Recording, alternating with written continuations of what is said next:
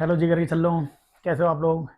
तो JEE mains और NEET के क्वेश्चन प्रैक्टिस की सीरीज चल रही है बच्चों। ये अपन आज 26 सवाल लाए हैं और इन 26 क्वेश्चंस में आपको एनएलएम, फ्रिक्शन और इलेक्ट्रोस्टैटिक्स ये सब देखने को मिलेगा। तो क्वेश्चंस आप लोगों को दिख रहे होंगे स्क्रीन पे। क्वेश्चंस को सॉल्व करने के लिए स्क्रीन आप लोग पॉज कर लेना बच्चों, और फिर क्वेश्चन सॉल्व करो। क्वेश्चन नहीं सॉल्व होंगे तो बाबा तुम्हें बता ही रहा है भाई कैसे किस किस तरीके से आप क्वेश्चन सॉल्व कर सकते हो। ठीक है, चलिए पहला क्वेश्चन देखिए। बहुत स्टैंडर्ड सा क्वेश्चन है बट इससे काफी कंसेप्ट आपके रिवाइज हो जाएंगे। तो इस जिस भी हम 26 तरीके के सवाल लाए हैं, हर प्रोफाइल का क्वेश्चन है, हर कंसेप्ट का क्वेश्चन है।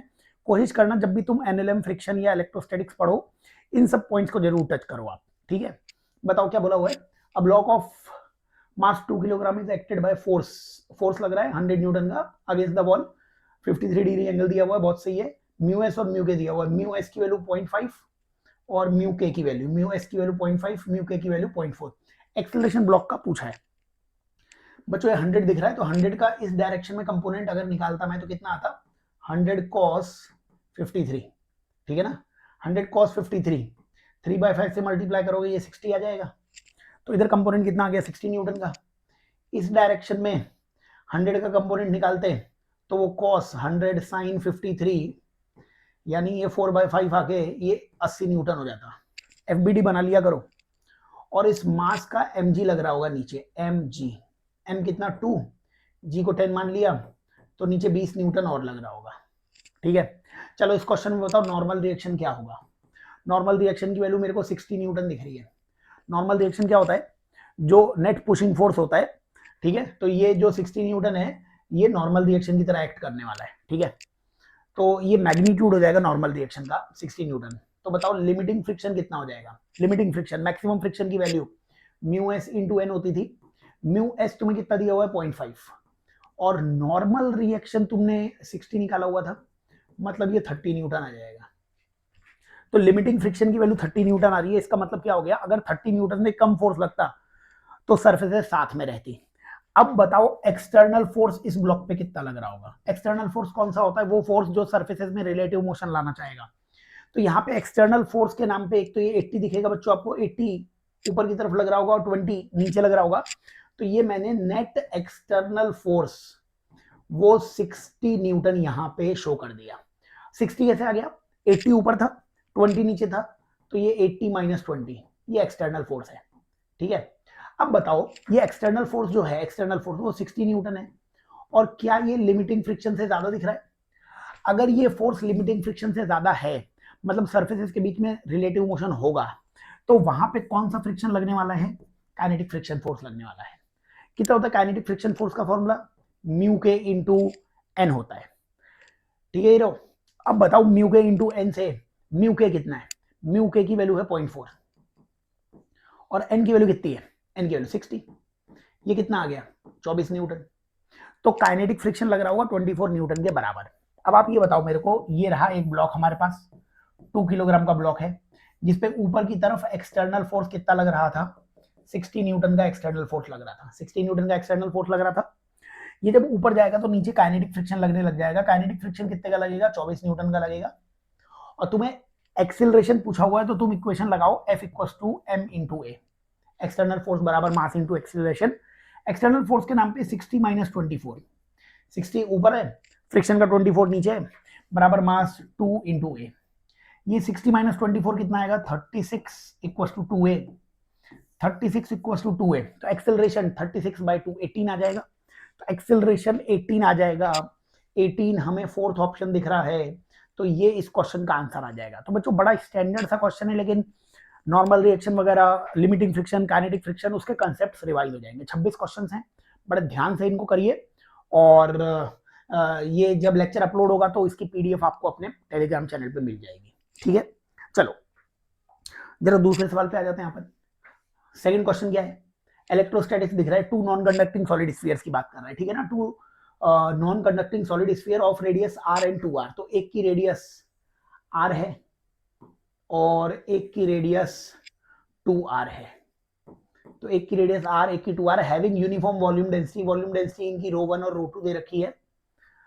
टच ईच अदर, कुछ बोला नहीं था मैंने तो वैसे भी टच बना दिया, ठीक है ना। कॉन्सेंट्रिक बोला होता तो कॉन्सेंट्रिक, लेकिन अभी टच कर रहे हैं। और ये नॉन कंडक्टिंग है, नॉन कंडक्टिंग या टच कर रहे हैं तो चार्ज का फ्लो नहीं हो पाएगा, तो डेंसिटी इनकी ρ1 ρ2 ही रहेगी।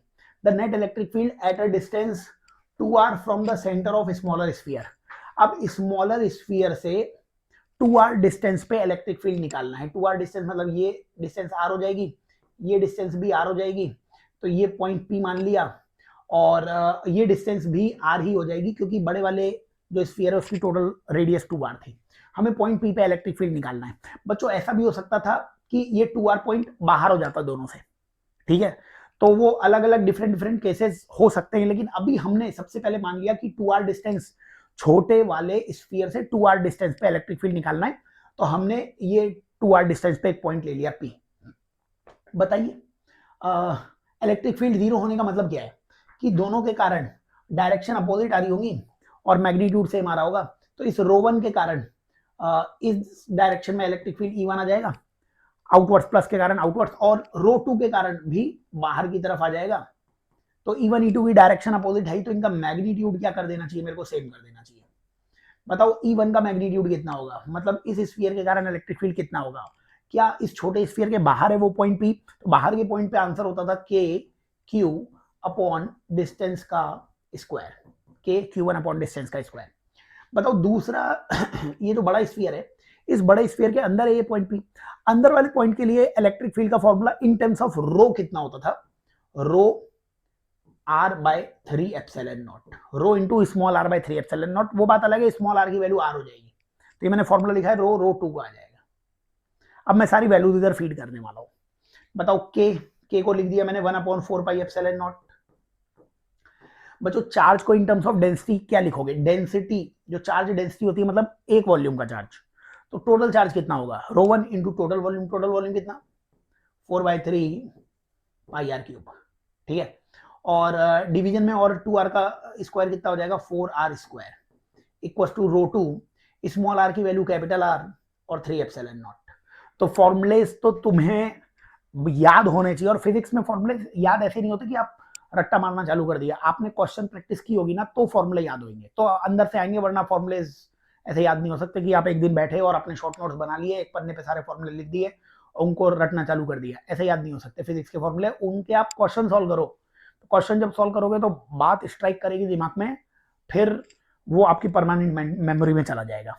चलिए यहाँ पे ये क्वेश्चन में हमने वैल्यूज लिख दी हैं सारी, बोलो क्या क्या कैंसिल होता हुआ दिख रहा है, ये 4 पाई से 4 पाई, ये एप्सिलॉन नॉट से एप्सिलॉन नॉट, ये r स्क्वायर और r क्यूब से r क्यूब कैंसिल हो गया, ठीक है, ये इस 3 से ये 3 कैंसिल हो गया, ये 4 उधर चला जाएगा, बाकी बचा इधर क्या बचा हुआ है, अगर मैं थोड़ा सा दूसरा कलर लेते हुए तुम्हें समझाऊं, इधर बाकी है ρ1, इधर बाकी है 4, इधर बाकी है ρ2, तो ρ1/4 इक्वल टू ρ2, यानी ρ1/ρ2 की वैल्यू 4 आ जाएगी, ρ1/ρ2 की वैल्यू 4, ये आंसर आ जाएगा।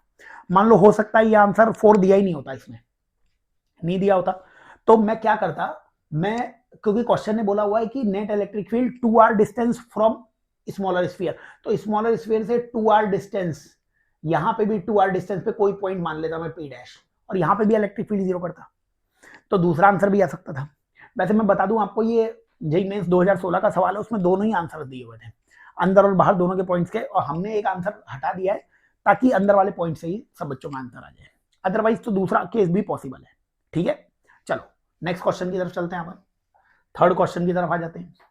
बताओ बच्चों क्या बोला हुआ है कि 3 concentric spherical metal shells A, B and C of radii ABC, और ABC बनाना कैसा है, A सबसे छोटा, तो ABC बनाना है अपने को, तो A सबसे छोटा, फिर B और फिर C, A, B और C।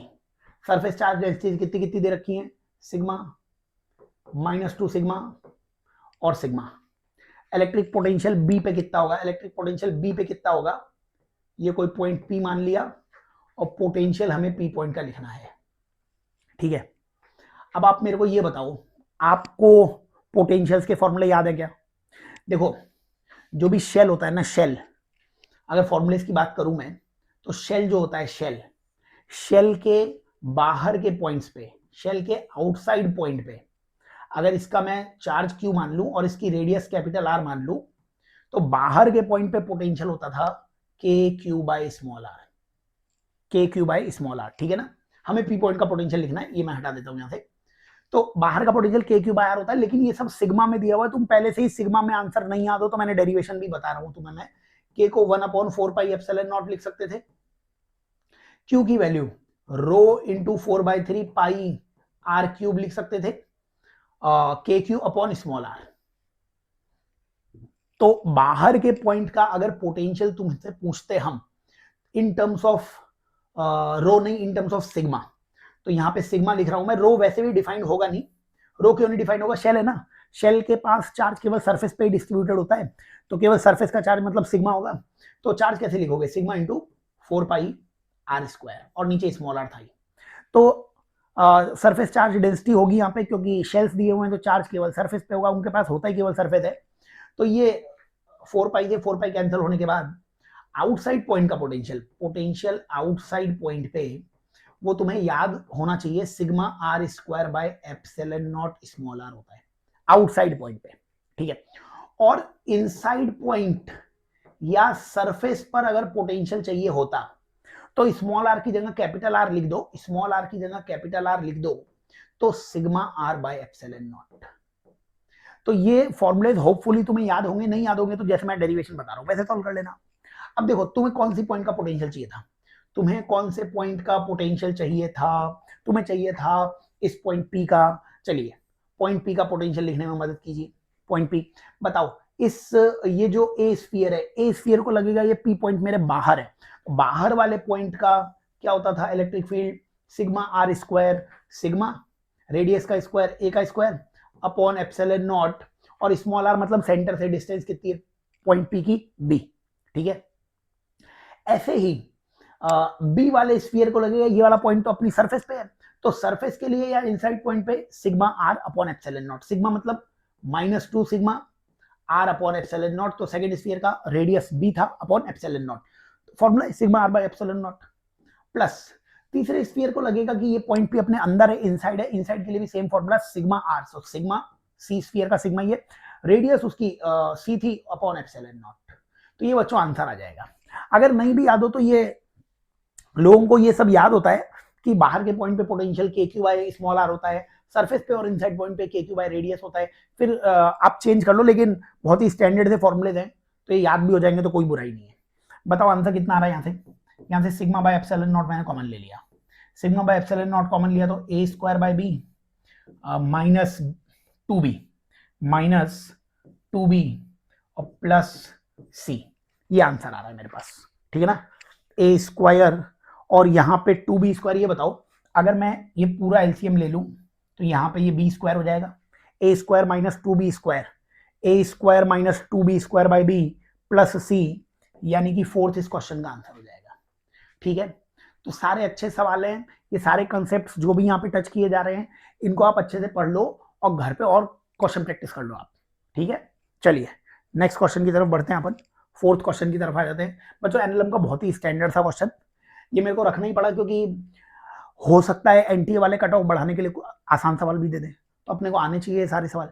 तो इस नेक्स्ट क्वेश्चन में क्या कहा हुआ है बच्चों, 3 blocks of mass 3m 2m और m, ये ब्लॉक्स दिख रहे हैं हमें, तो चलो इनको मैंने वापस से बना भी दिया। ये हमें ब्लॉक्स दिख रहे हैं कुछ, ये दिख रहा है 3m, ये दिख रहा है 2m और ये ब्लॉक दिख रहा है m, जिस पे 12 न्यूटन का फोर्स लगाया गया है, ये सब हमें बोला गया है, ठीक है।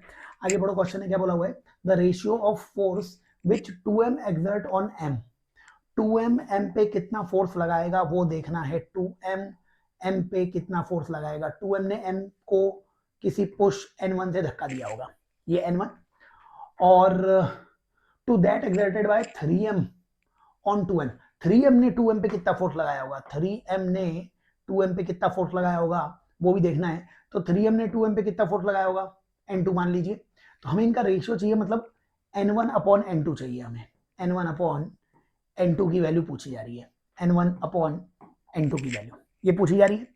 अब तुम्हें एक सिंपल सी शॉर्ट ट्रिक बता देता हूं मैं, नॉर्मल रिएक्शन होता है mass in front of circle, in front of surface into acceleration. अगर एक ही एक्सटर्नल फोर्स लगता है नॉर्मल रिएक्शन पुशिंग फोर्स होता है, और सरफेस को पुश करोगे तो सरफेस के आगे वाले मास चलने लग जाएंगे, ठीक बात है ना। तो डायरेक्टली शॉर्ट ट्रिक से आंसर आ जाएगा। बताओ तुम्हें N1 पूछा है, N1 इस सरफेस पे नॉर्मल रिएक्शन निकालनी है, इस सरफेस के आगे मास कितना है m, और पूरे सिस्टम का एक्सेलरेशन मैंने कितना मान लिया a। ऐसे बताओ N2 चाहिए, तो यहां से धक्का लगेगा तो इसके आगे टोटल मास कितना है m और 2m 3m, तो 3m इंटू ए, फोर्स बराबर मास इंटू एक्सेलरेशन। यहां से तुम देख लो 1:3, ये अपने पास इसका आंसर आ जाना चाहिए। तो नॉर्मल रिएक्शन निकालना था, वो बड़ी आसानी से आप कैलकुलेट कर सकते हैं, बस आपको फंडे जो बता रहे हैं हम वो क्लियर होने चाहिए। बढ़े आगे, चलो नेक्स्ट क्वेश्चन की तरफ बढ़ते हैं अपन। अगला सवाल क्या है, अगला सवाल इलेक्ट्रोस्टैटिक्स का दिख रहा है बच्चों। इक्वेशन, ये इक्वेशन दिख रही होगी आपको, क्या बोला गया इस इक्वेशन में, पोटेंशियल दिया हुआ है in any given field, electric potential is represented by, electric potential वो रिप्रेजेंट होता है इस फंक्शन से, ठीक है ना। मैग्नीट्यूड ऑफ इलेक्ट्रिक फोर्स पूछा है चार्ज पे बच्चों, जो फोर्स होता है फोर्स वो Q इंटू ई होता है, तो तुम्हें इलेक्ट्रिक फील्ड निकालना पड़ेगा। बताओ इलेक्ट्रिक फील्ड का फॉर्मूला वो होता था minus del V by del X I cap plus del V by del Y J cap plus del V by del Z K cap. ये इलेक्ट्रिक फील्ड का formula होता था कि नहीं होता था बच्चों, बताइए। Partial differentiation with respect to X करते तो क्या मिलता, इस फंक्शन को केवल x के रिलेटिव डिफरेंशिएशन करना है, केवल x के रिलेटिव अगर आप डिफरेंशिएशन करेंगे तो x के अलावा बाकी सबको कांस्टेंट मानना है। बोलो 8x का डिफरेंशिएशन 8 आ जाएगा, माइनस 6yz आ जाएगा। 6yz कैसे हो गया, x का डिफरेंशिएशन 1 हो गया। नेक्स्ट टर्म माइनस 6yz, बताओ 6yz में तो x दिख ही नहीं रहा है, कांस्टेंट का डिफरेंशिएशन 0।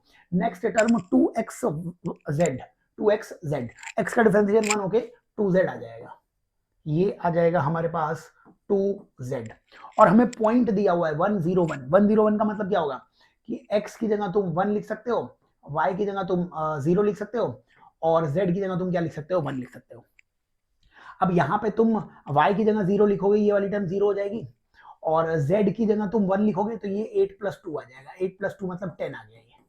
तो विद रेस्पेक्ट टू x हमने पार्शियल डिफरेंशिएशन करके उसमें पॉइंट्स फीड कर दिए जिस पॉइंट पे हमें इलेक्ट्रिक फील्ड चाहिए था। फिर बताइए del v by del y कितना होगा, y के रिलेटिव डिफरेंशिएशन करेंगे, 8x का डिफरेंशिएशन y के रिलेटिव वो तो 0 हो जाएगा। नेक्स्ट टर्म में y का डिफरेंशिएशन 1 हो जाएगा, -6xz आ जाएगा, -6xz। फिर y का डिफरेंशिएशन करोगे तो -6z आ जाएगा, और y का डिफरेंशिएशन करोगे तो नेक्स्ट लास्ट टर्म में तो y है ही नहीं, तो हट ही जाएगी ये सारी चीजें। यहाँ पे x और z दोनों की वैल्यू 1 और 1 डाल दो, x और z दोनों की वैल्यू 1 और 1 अगर मैं डालूं तो ये कितना आएगा, -6 मतलब -12 हो जाएगा, ठीक है। और लास्ट में differentiation with respect to z बताओ मेरे को, partial differentiation with respect to z, केवल z का डिफरेंशिएशन करना है, बाकी सबका डिफरेंशिएशन 0 मानना है। बताओ 8x का डिफरेंशिएशन z के रिलेटिव 0 आ गया। नेक्स्ट टर्म में 6xy, तो -6xy बाकी रह गया, क्योंकि z का डिफरेंशिएशन z के रिलेटिव 1 हो जाएगा। सेकंड लास्ट टर्म में -6yz, -6yz में -6y बाकी रह जाएगा, z का डिफरेंशिएशन z के रिलेटिव 1 हो जाएगा। लास्ट टर्म में केवल 2x बाकी रह जाएगा, हीरो हीरोइन, केवल 2x कैसे बाकी रह जाएगा, क्योंकि z का डिफरेंशिएशन z के रिलेटिव 1 हो जाएगा। हमें y की वैल्यू 0 दे रखी है, y की वैल्यू 0 डालोगे तो ये टर्म्स तो 0 हो गई, x की वैल्यू 1 डालोगे तो ये 2 आ गया। तो बताओ यहां से इलेक्ट्रिक फील्ड क्या लिखोगे, इलेक्ट्रिक फील्ड कितना लिखेंगे, minus del v by del x मतलब 10 I cap plus del v by del y यानी -12 जे कैप प्लस 2 के कैप। ये आया इलेक्ट्रिक फील्ड। मैग्नीट्यूड में आंसर पूछा है, बोलो इस इलेक्ट्रिक फील्ड का मैग्नीट्यूड कितना निकाल सकते थे। मैग्नीट्यूड वो 10 का स्क्वायर करोगे तो 100 आ जाएगा, 12 का स्क्वायर करोगे 144, और 2 का स्क्वायर करोगे तो 4।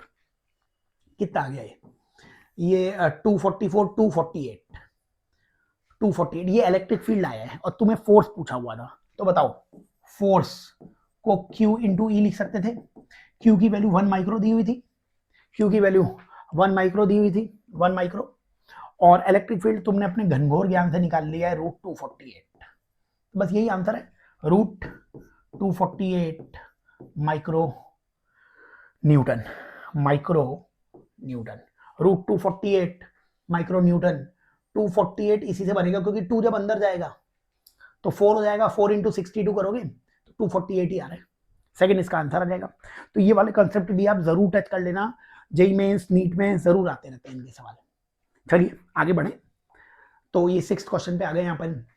3 charges Q, 2Q, XQ are separated by equal and finite distance to each other.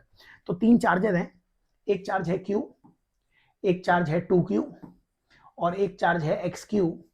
ये ना इक्वल डिस्टेंस, एक दूसरे से इक्वल डिस्टेंस पे, इसीलिए मैंने equal distance R, equal distance R, equal distance R, ये सब इक्वल डिस्टेंस पे एक दूसरे से, ठीक है।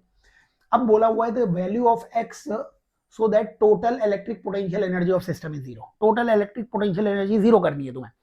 तो भाई पॉइंट चार्ज में आपको टोटल पोटेंशियल एनर्जी लिखनी आती है कि नहीं आती है? अपने को टोटल पोटेंशियल एनर्जी लिखनी पड़ेगी। यहाँ पे 3 पॉइंट चार्ज है, 3 पेयर बनेंगे। देखिए ये रहा पहला पेयर, इस पेयर की एनर्जी कितनी आएगी? K Q 2Q upon R। Formula कौन सा लग रहा है? K Q1 Q2 by R।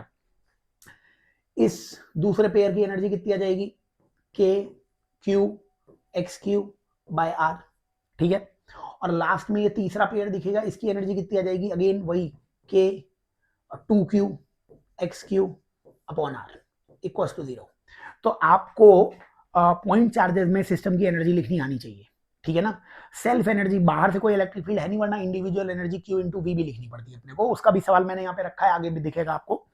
खैर अभी ये जो क्वेश्चन की बात करें तो ये हमारे पास आंसर आ रहा है। बोलो इसमें K Q Q और R, K Q Q और R, K Q Q और R, ये तो सब कैंसिल हो गया।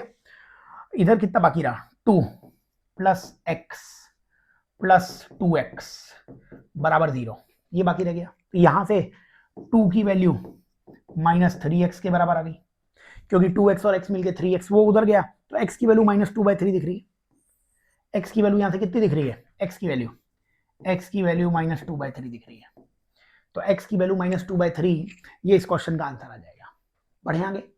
तो एकदम मस्ती से क्वेश्चन सॉल्व करो, वीडियो को पॉज करो, देखो कि क्वेश्चन तुमसे सॉल्व हो रहा है कि नहीं हो रहा है। नहीं हो रहा है तो फिर देखो यार सॉल्व कैसे कर रहे हैं। But question practice, physics mastery करने का एक ही तरीका है, आप क्वेश्चन प्रैक्टिस करो बेनतहा। बेनतहा क्या करना है? क्वेश्चन प्रैक्टिस करनी है। बताइए अगले क्वेश्चन में क्या बोल रखा है कि an isolated charge Q0 of mass m।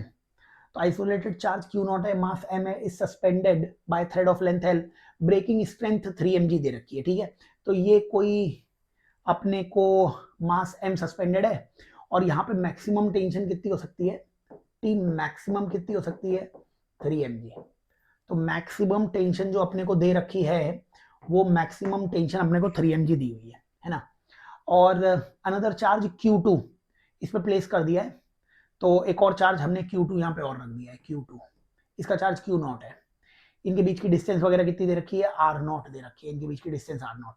तो मिनिमम वैल्यू बताओ Q2 की such that string just break हो जाए। स्ट्रिंग अगर ब्रेक हो रही होगी तो फिर इस रस्सी में टेंशन 3 mg से थोड़ी सी ज्यादा हुई होगी, उसे कितनी मान लो? 3 mg मान लो। FBD बताओगे क्या मेरे को? यहाँ पे नीचे एक तो इस ब्लॉक का mg लगेगा और ये Q2 और Q0 नीचे की तरफ ये इलेक्ट्रोस्टैटिक फोर्स और लगाएंगे, तभी तो Fe और mg मिलके 3 mg के बराबर होंगे।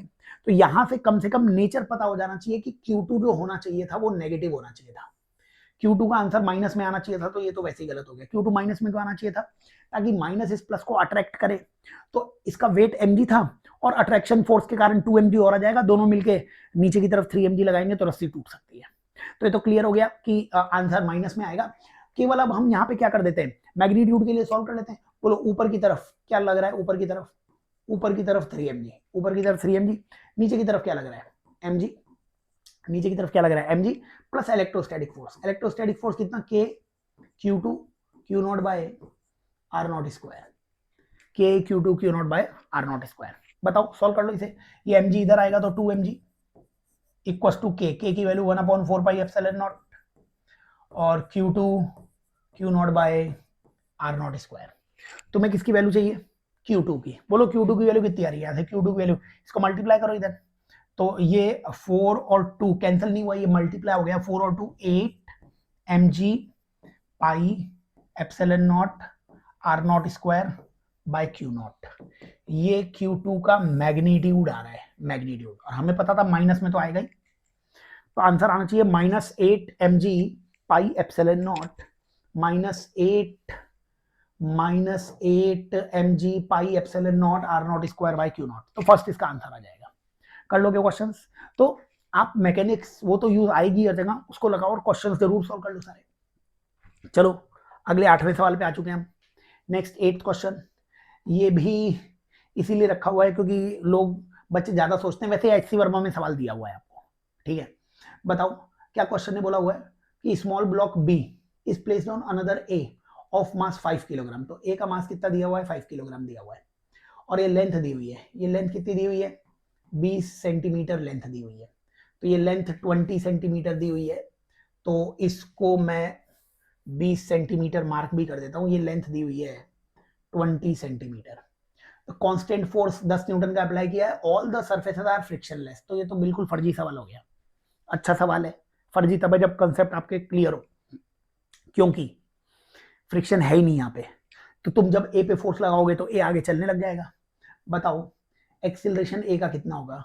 Force by mass, force 10, mass 5, acceleration होगा इसका 2 एक्सीलरेशन होगा। अब 2 एक्सीलरेशन से कांस्टेंट एक्सीलरेशन है, तो S equal to u t plus half a t square लगा सकते थे तुम।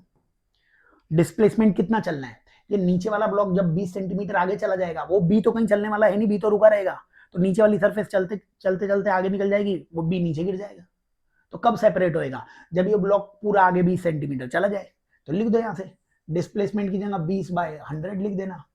हाफ ए की वैल्यू कितनी? 2 इंटू टी स्क्वायर। ये कैंसिल हो गया।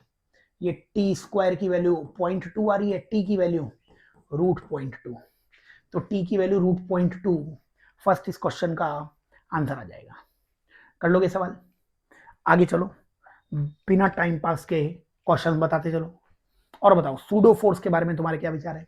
जो भी विचार है वीडियो को पॉज करो और इस क्वेश्चन का आंसर देके बताओ कि क्या विचार है तुम्हारे। मीनवाइल अगर आप मेरे को ही चाहते हो सॉल्व करते हुए देखना तो बताओ। क्वेश्चन ने बोला है particle is observed from 2 reference frame. 2 reference frame है। रेफरेंस फ्रेम मतलब 2 आदमी बना लो। रेफरेंस फ्रेम का मतलब 2 कार्स बना लो। तो एक ऑब्जर्वर S1 मान लो, एक ऑब्जर्वर S2 मान लो, और S2 moves with respect to S1 with acceleration a। तो S2 और S1 का रिलेटिव एक्सेलरेशन a दिया हुआ है। किस डायरेक्शन में वो तो नहीं पता है। तो क्या क्या हो सकते हैं इनके एक्सेलरेशन, ऐसे ही बताओ सवाल ना पढ़ते हुए। S1 और S2 का रिलेटिव एक्सेलरेशन a दिया हुआ है। हो सकता है S1 का एक्सेलरेशन a हो जाए और S2 का 0 हो जाए। इनका रिलेटिव एक्सेलरेशन a ही आ रहा है, मैग्नीट्यूड है। हो सकता है S1 का एक्सेलरेशन 0 और S2 का a हो, अभी भी रिलेटिव एक्सेलरेशन a ही आ रहा है। हो सकता है इसका एक्सेलरेशन 10a हो जाए और इसका 9a हो जाए, अभी भी रिलेटिव एक्सेलरेशन a आ रहा है। यही कुछ पॉसिबिलिटीज हो सकती हैं। मतलब ऐसा नहीं हो सकता कि दोनों कांस्टेंट वेलोसिटी से जाएं, क्योंकि अगर दोनों कांस्टेंट वेलोसिटी से गए, दोनों का एक्सेलरेशन 0 हो गया, तो दोनों का एक्सेलरेशन 0 हो गया तो इनका रिलेटिव एक्सेलरेशन फिर a नहीं हो सकता है। इसका मतलब ये केस नहीं हो सकता है, बाकी ये सब केसेस हो सकते हैं। बताओ अगर ये केस मैं कंसीडर करता तो बताइए इस दूसरे ऑब्जर्वर के रिलेटिव जो सूडो फोर्स आता वो 0 आता, क्योंकि दूसरा ऑब्जर्वर रेस्ट पे है, तो इनर्शियल फ्रेम है तो सूडो फोर्स लगेगा नहीं। लेकिन पहले वाले ऑब्जर्वर का एक्सेलरेशन है तो सूडो फोर्स लग जाएगा। इसका मतलब F1 नॉन जीरो और F2 0 हो सकता है। F1 नॉन जीरो और F2 0 हो सकता है, पॉसिबल है। तो ये पॉसिबल है। चलिए बताइए इस दूसरे केस में S1 के रिलेटिव सूडो फोर्स 0 आ जाएगा, क्योंकि S1 रुका हुआ है और उसका एक्सेलरेशन 0 है, तो इसलिए उसके रिलेटिव सूडो फोर्स लगेगा नहीं, वो इनर्शियल फ्रेम हो गया है। लेकिन दूसरा वाला जो ऑब्जर्वर था उसका एक्सेलरेशन है तो वो नॉन इनर्शियल फ्रेम हो जाएगा, सूडो फोर्स आ जाएगा, तो F2 नॉन जीरो। तो F2 नॉन जीरो और F1 0, F2 नॉन जीरो और F1 0, यानी ए ऑप्शन भी हो सकता है। बताइए S1 का अगर एक्सेलरेशन 10 होता तो फिर F1 के रिलेटिव भी सूडो फोर्स लग रहा होता ना, क्योंकि खुद का एक्सेलरेशन हो गया तो नॉन इनर्शियल फ्रेम हो गया। ऐसे ही दूसरे ऑब्जर्वर के रिलेटिव भी सूडो फोर्स लग रहा होगा, फोर्स 0 नहीं होगा क्योंकि दोनों का एक्सेलरेशन है। तो यानी तीसरा ऑप्शन भी पॉसिबल है कि दोनों के रिलेटिव एक्सेलरेशन a थे, तो दोनों के इंडिविजुअल एक्सेलरेशन होंगे, और जब दोनों के इंडिविजुअल एक्सेलरेशन हैं, दोनों के रिलेटिव फोर्स भी लग जाएगा, सूडो फोर्स। ये फोर्थ ऑप्शन पॉसिबल नहीं है कि दोनों के रिलेटिव फोर्स 0 तभी हो सकता है जब दोनों की वेलोसिटी कांस्टेंट या दोनों का एक्सेलरेशन 0, तो रिलेटिव एक्सेलरेशन तो a दिया हुआ था, इसीलिए ये केस पॉसिबल नहीं है। ए बी और सी पॉसिबल है, यानी कि ए बी और सी ये नहीं आंसर, ए बी और C possible, second answer A B और सी पॉसिबल, तो सेकंड इसका आंसर आ जाएगा। चलिए आगे, चलिए जरा अपन नेक्स्ट क्वेश्चन की तरफ आगे बढ़ते हैं। बताओ नेक्स्ट क्वेश्चन, 10th क्वेश्चन की तरफ आ जाते हैं अपन। बोलिए 10th क्वेश्चन में क्या कहा हुआ है बच्चों? देखो कि rain drops of radius 1 millimetre and mass 4 milligram are falling with speed 30 metre per second on head of bald person. तो एक गंजा है, गंजे पे भी सवाल बना दिया। देखो ये गंजा है, गंजे की खोपड़ी पे जो है ना वो बारिश की बूंद गिरी, ठीक है, falling with speed 30 metre per second. तो 30 मीटर पर सेकंड से गिर गई, 30 मीटर पर सेकंड से गिरी, ठीक है। Drop splash on the head and comes to rest, और फिर रेस्ट में आ गई। Assuming equivalently that the drop covers a distance, drop covers a distance equal to that the radius on head. तो जो रेडियाई ऑन द हेड है, distance equal to their radii on the head. तो radius अपने को दिया हुआ है, तो ये बताइए ये ड्रॉप ने कितनी डिस्टेंस चली, ड्रॉप ने कितनी डिस्टेंस चली होगी, वो डिस्टेंस तुम्हें रेडियस के बराबर माननी है, ठीक है। और तुमसे क्या बोल दिया है, तुमसे बोल दिया कि भैया फोर्स बताना है आपको। तो फोर्स तुम मास इंटू एक्सेलरेशन से निकाल लो, देखो, ठीक है। मास को m मानो, एक्सेलरेशन को v square minus you square upon 2s से निकाल लो। थर्ड इक्वेशन लगा दी हमने, v square minus you square upon 2s।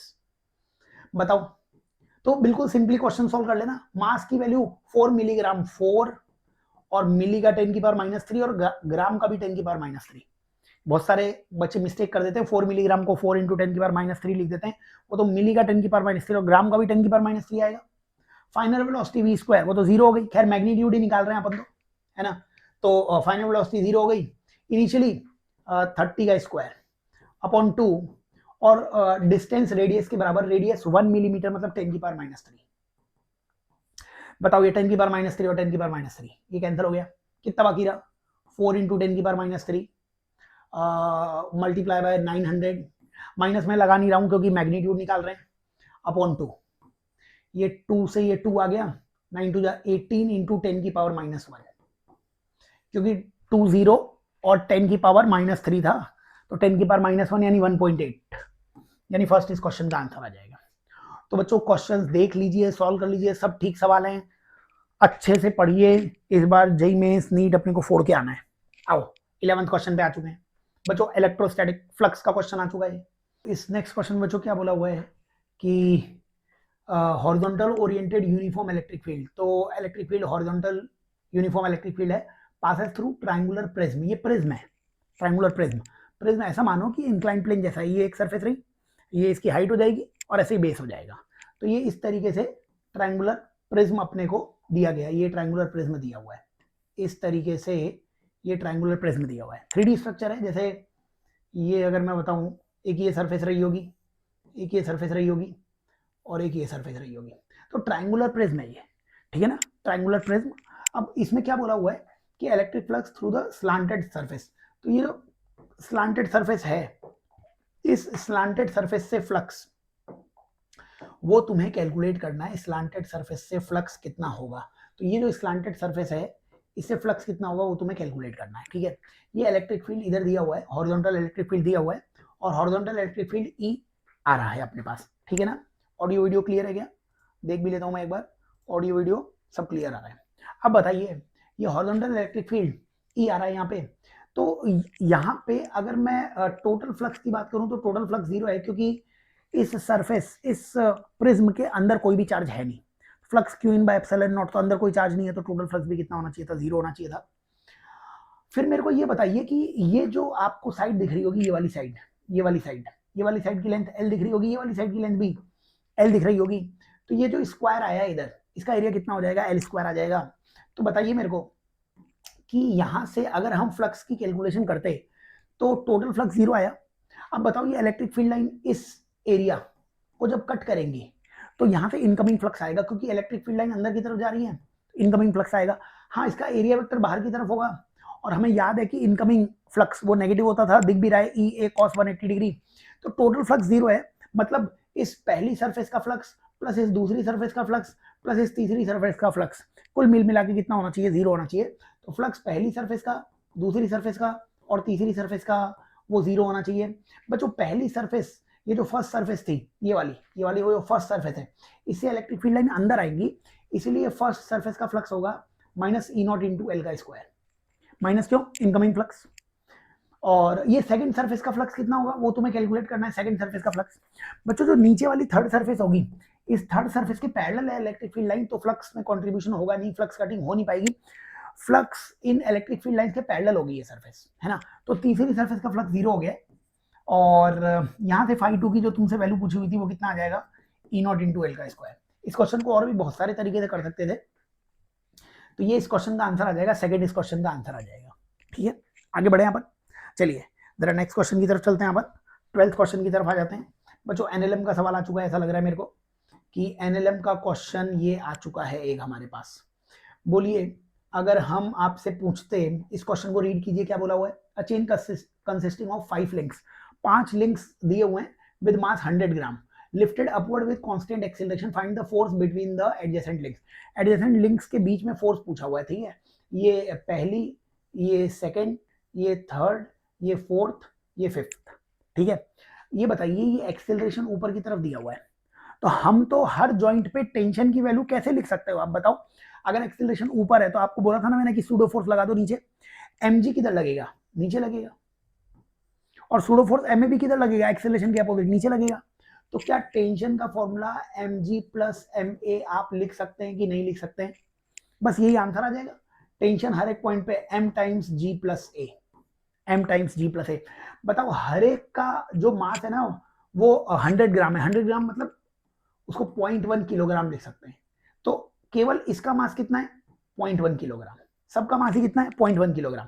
तो मेरे को ये बताओ इस पॉइंट पे टेंशन चाहिए, इस पॉइंट पे टेंशन, तो टेंशन आएगी m और g प्लस ए, g की वैल्यू एक्चुअली 10 आ जाएगी, a की वैल्यू 2 आ जाएगी, तो 12m आंसर है हर पॉइंट की टेंशन का। बस हर पॉइंट पे मास देख लेना, कितने मास पे आप इक्वेशन लगा रहे हो, तो 0.1 इंटू 12 यानी 1.2 न्यूटन।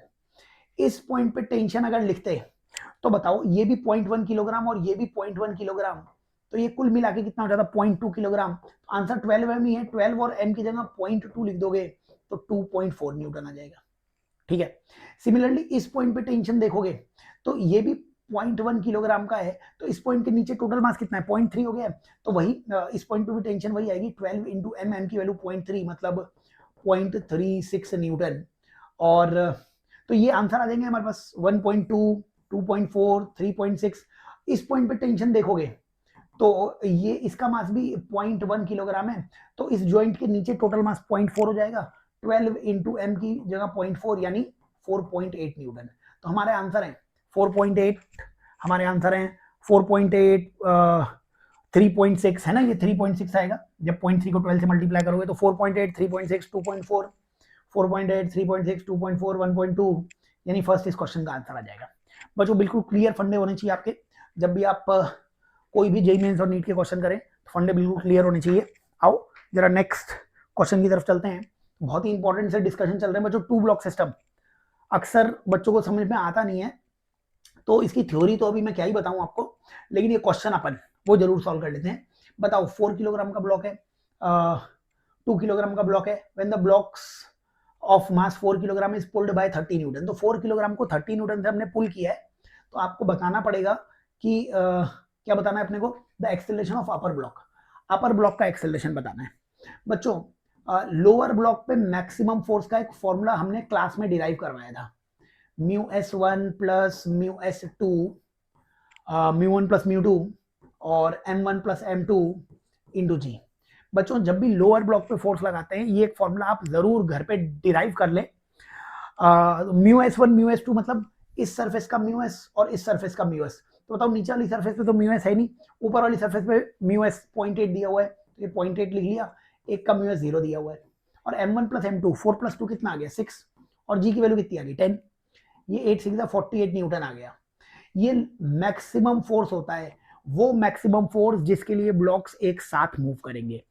क्या ये फोर्स 48 है और तुमने फोर्स कितना लगाया 30 न्यूटन का, क्योंकि मैक्सिमम फोर्स से कम फोर्स लगाया है, इसलिए हम बता सकते हैं श्योर शॉट कि भाई दोनों ब्लॉक साथ में चलेंगे।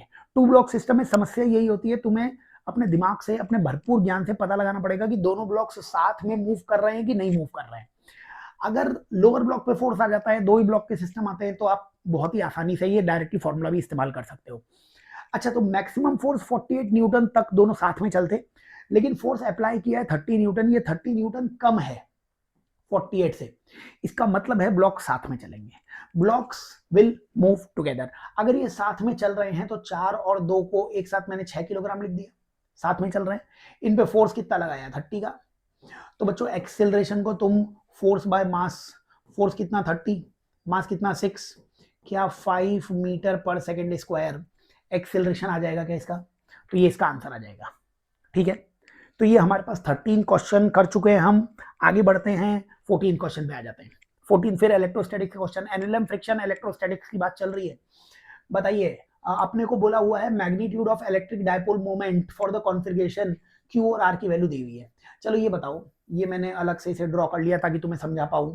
ये चार्ज क्यू, ये चार्ज भी क्यू, ये चार्ज भी क्यू, और ये चार्ज -3Q है। -3Q को -Q और -Q लिख लिया, लिख सकता हूं मैं। बताओ, डायपोल की डायरेक्शन माइनस से प्लस की तरफ होती थी, तो माइनस से प्लस की तरफ ये एक डायपोल आएगा। बच्चों, ये डिस्टेंस तुम्हें बताने की जरूरत नहीं पड़नी चाहिए, √2r होनी चाहिए थी, क्योंकि ये डिस्टेंस भी आ रहा है, ये डिस्टेंस भी आ रहा है, और ये एंगल 90 डिग्री होता है, तो r और r 90 डिग्री पे, तो ये डिस्टेंस कितनी आ रही होगी, √2r। ठीक है ना? तो बताओ, ये इसका जो डायपोल मोमेंट आएगा, ये डायपोल मोमेंट जो आने वाला है, कितना आने वाला है इसका डायपोल मोमेंट? डायपोल मोमेंट होता है कोई एक चार्ज, ये मैंने -Q और +Q का एक डायपोल बनाया, तो magnitude of one of the charge Q हो गया, इनके बीच की डिस्टेंस कितनी है, √2r। ये डायपोल आ गया। बच्चों सिमिलरली ये वाला -Q और ये वाला Q एक और डायपोल बनेगा, ये डिस्टेंस भी कितनी आएगी, √2r ही आएगी। और बताओ कि ये डायपोल मोमेंट, इस वेक्टर का डायपोल मोमेंट Q और इनके बीच की डिस्टेंस √2r, Q और √2r आ गई। बच्चों एक लास्ट डायपोल और बन सकता है, यहाँ पे एक लास्ट डायपोल यहाँ पे और बन सकता है। कौन सा डायपोल बनने वाला है?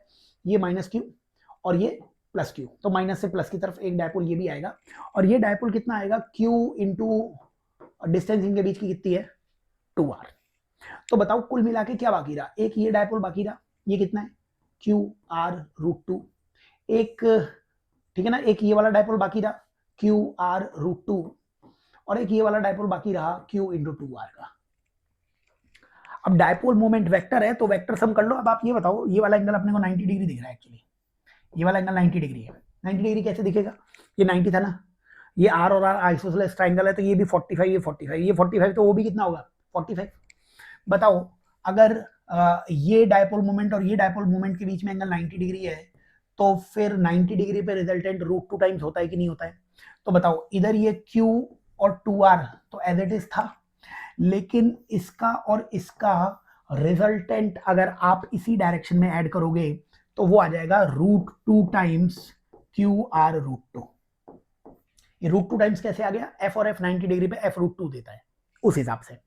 बताइए ये कितना आ गया, ये मेरे को दिख रहा है 2QR, ये भी 2QR है, यहाँ पे 2QR ऑलरेडी था, तो टोटल नेट डायपोल मोमेंट आ जाएगा, इन्हें ऐड करोगे तो 4QR आंसर है हमारा। QR की वैल्यू A दे रखी है, QR की वैल्यू A रखोगे तो 4A आंसर है हमारा, फोर्थ इस क्वेश्चन का आंसर आ जाएगा। तो डायपोल मोमेंट वगैरह बिल्कुल अच्छे से सॉल्व कर लेना आप लोग, ठीक है? बढ़े आगे अपन, चलिए नेक्स्ट क्वेश्चन की तरफ चलते हैं अपन। तो इस नेक्स्ट क्वेश्चन में देखो बच्चों क्या कहा हुआ है, नेक्स्ट क्वेश्चन में कहा हुआ है 2 concentric thin shells of radius r and 2r। तो 2 कॉन्सेंट्रिक शेल्स वो बना लिया अपन ने, of radius r and 2r, ये रेडियस r है और ये रेडियस 2r है, 2 कॉन्सेंट्रिक शेल्स, ठीक है ना। They are given some charge, उनको कुछ चार्ज दिया हुआ, कितना, Q और -3Q, ये इनको चार्ज दिया हुआ है। Potential difference between surfaces of 2 shells is V, इन दोनों के बीच में पोटेंशियल डिफरेंस तुम्हें V दिया हुआ है। चलो पोटेंशियल डिफरेंस पहले निकाल लेते हैं, फिर क्वेश्चन आगे पढ़ेंगे। ये मैंने 1 पॉइंट मान लिया, ये मैंने 2 पॉइंट मान लिया। पोटेंशियल डिफरेंस मतलब V1 - V2, पोटेंशियल डिफरेंस हमें दोनों सरफेसेस के बीच का दिया हुआ है। बताइए 1 पॉइंट पे कौन कौन पोटेंशियल क्रिएट करेगा, 2 चार्ज है तो दोनों का पोटेंशियल लिख देना आप। बताओ, ये जो पहला पॉइंट है, ये पहला पॉइंट इस पहले वाले स्फीयर r स्फीयर के सरफेस पे है, सरफेस का पोटेंशियल बेटा जी तुम्हें याद था KQ बाय रेडियस r। बताओ इस 1 पॉइंट पे ये -3Q भी पोटेंशियल क्रिएट करेगा, कितना क्रिएट करेगा, इनसाइड पॉइंट पे कितना क्रिएट करेगा, +K, Q की वैल्यू -3Q अपॉन रेडियस यानी 2r। तो अंदर वाले पॉइंट पे पोटेंशियल कितना होता है? अंदर वाले पॉइंट पे पोटेंशियल, वो पोटेंशियल हो जाता है हमारे पास के क्यू बाय रेडियस के बराबर। ये हमने 1 पॉइंट का पोटेंशियल लिख दिया, माइनस इसमें से हम सेकंड पॉइंट का पोटेंशियल। अब बताओ सेकंड पॉइंट इस फर्स्ट स्फीयर के बाहर है, ये फर्स्ट स्फीयर के बाहर है तो पोटेंशियल कितना आएगा? के क्यू बाय 2r। बाहर वाले पॉइंट पे पोटेंशियल कितना होता था? K Q by small r, distance from the centre. और ये जो सेकंड पॉइंट है ये सेकंड स्फीयर के कहां पे है? सरफेस पे है। तो सरफेस के कारण कितना आएगा? सरफेस के कारण भाई के इंटू क्यू की वैल्यू -3q अपॉन रेडियस उसका कितना है? रेडियस इसका 2r था तो ये 2r आ जाएगा। ठीक है, ये हमारे पास बन गया पोटेंशियल। अब ये बताओ, ये वाली टर्म और ये वाली टर्म कैंसिल हो गई क्योंकि ये माइनस अंदर मल्टीप्लाई हो जाएगा। ये बताओ, ये v1 माइनस v2 ये कितना आया? के क्यू बाय आर माइनस के क्यू बाय 2r। हम एक स्टेटमेंट पढ़ाते हैं जो जेईई मेंस नीट सब में आ चुका है, कॉन्सेंट्रिक जो शेल्स होते हैं इनका पोटेंशियल डिफरेंस ना आउटसाइड चार्ज पे डिपेंड नहीं करता है। देखो 3q जो चार्ज दिख रहा है उसको बाहर के स्फीयर का चार्ज बोल दो, q जो दिख रहा है उसे इनर स्फीयर का चार्ज बोल दो। तो potential difference will only depend on inner जो चार्ज है, इनर स्फीयर पे जो चार्ज है उसी पे डिपेंड करता था। एग्जाम में क्वेश्चन आ चुका है कि अगर बताओ बाहर वाले चार्ज को मैंने डबल कर दिया होता, बाहर के स्फीयर पे जो चार्ज है उसको डबल कर दिया होता, ट्रिपल कर दिया होता, तो पोटेंशियल डिफरेंस सेम ही रहता। लेकिन अब क्वेश्चन पढ़ लेते हैं। If the charge on inner shell is now doubled. अब इनर शेल पे चार्ज को डबल कर दिया, देखो ये पोटेंशियल आया कितना है? v की वैल्यू आई है, ये v1 माइनस v2 v दिया हुआ है, इसमें से q कॉमन ले लिया, q कॉमन लेने के बाद k by r minus k by 2r। ये q क्या है? q है चार्ज ऑन इनर। तो क्या यहां से तुम डायरेक्टली लिख सकते थे कि जो पोटेंशियल आएगा वो पोटेंशियल इनर चार्ज, जो इनर स्फीयर पे चार्ज है उसके डायरेक्टली प्रोपोर्शनल है? क्योंकि तुमने इस चार्ज को डबल कर दिया है तो यकीन मान के चलो ये पोटेंशियल भी डबल होके 2v हो जाएगा और आंसर तुम्हारे पास कितना आ जाएगा? इसका सेकंड इसका आंसर आ जाना चाहिए। ठीक है, बढ़े आगे। अच्छा सवाल है।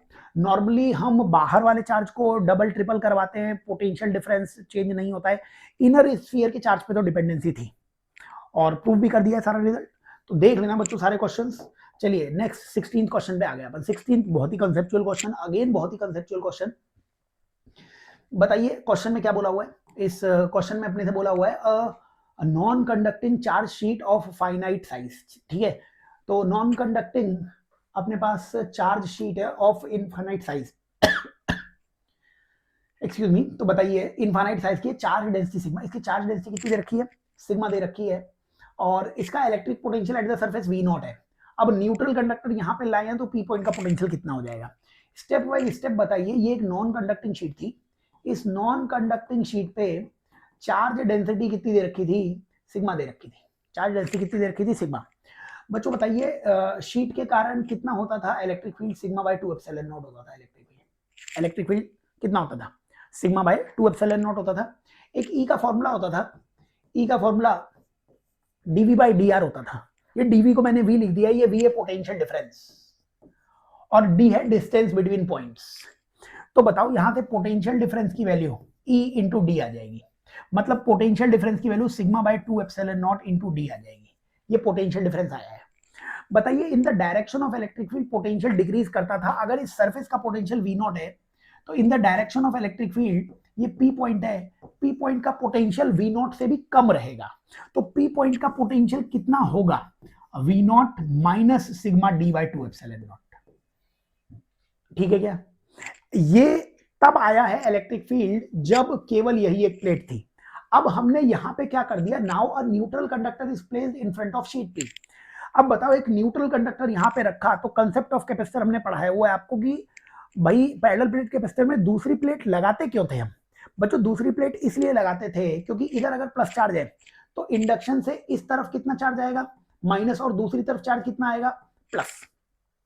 तो बताओ P पॉइंट पे पोटेंशियल कितना हो जाएगा? P पॉइंट पे पोटेंशियल, अब क्योंकि इंडक्शन भी हो गया ना यहाँ पे, तो ये माइनस वाला चार्ज भी कुछ पोटेंशियल क्रिएट करेगा और माइनस चार्ज के कारण पोटेंशियल नेगेटिव में आएगा, तो minus V due to minus charge और plus V due to plus charge. और हम आपको पढ़ाते थे कंसेप्ट ऑफ कैपेसिटर में कि भैया हमें पोटेंशियल डिक्रीज कराना है, पोटेंशियल डिक्रीज करने से चार्ज होल्डिंग कैपेसिटी बढ़ जाएगी उसकी। ठीक है, तो फॉर गिवन चार्ज जो हमने दिया हुआ है उस हिसाब से चार्ज को हम बार बार चेंज नहीं कर रहे हैं और फिर आप देखोगे तो ये स्टेटमेंट आ जाएगा। तो कंसेप्ट ऑफ कैपेसिटर एनसीईआरटी में भी टॉपिक है, हमारे नोट्स में भी पढ़ी है, ताकि कुछ डाउट ना हो। अगर वो सब याद होता तो इतना कुछ बताने की जरूरत नहीं थी मेरे को।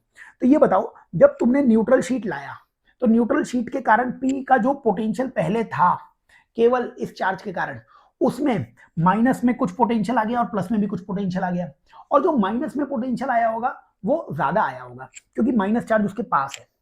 तो ओवरऑल पोटेंशियल पी पॉइंट का जो इस शीट के कारण आ रहा था, अब उससे भी थोड़ा सा क्या हो जाएगा, कम हो जाएगा। इसीलिए पी पॉइंट का potential V naught minus sigma d by 2 epsilon naught, इससे भी थोड़ा कम हो जाएगा। तो सेकंड शीट रखने से इंडक्शन हुआ, नेगेटिव चार्ज पास में था, उसके कारण पोटेंशियल फर्दर डिक्रीज हो गया। ओवरऑल रिजल्ट जो एक शीट के कारण आता उससे भी कम पोटेंशियल आ रहा होगा, जो कंसेप्ट ऑफ कैपेसिटर में सिखाते भी हैं हम आपको। तो अच्छा सवाल है, रिवाइज कर लेना कंसेप्ट। नेक्स्ट क्वेश्चन की तरफ अपन बढ़ते हैं, क्वेश्चन नंबर 17।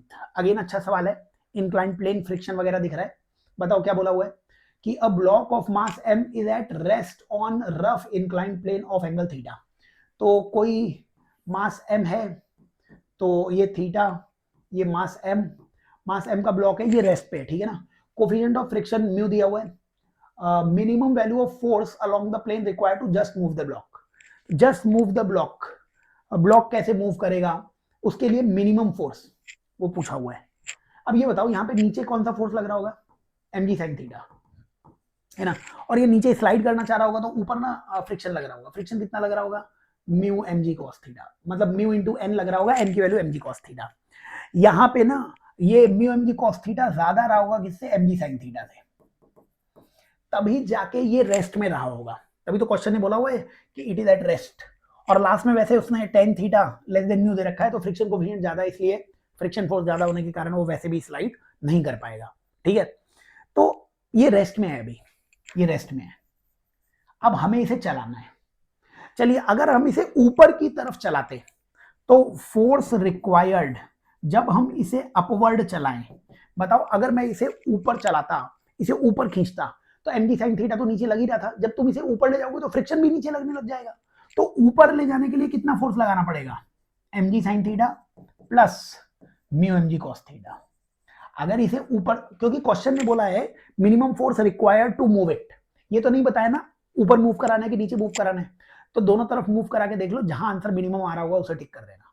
तो अगर तुम इसे ऊपर मूव कराते तो mg sin थीटा तो नीचे लग ही रहा था, फ्रिक्शन भी नीचे लग जाता, इन दोनों के सम के बराबर तुम्हें फोर्स ऊपर लगाना पड़ता।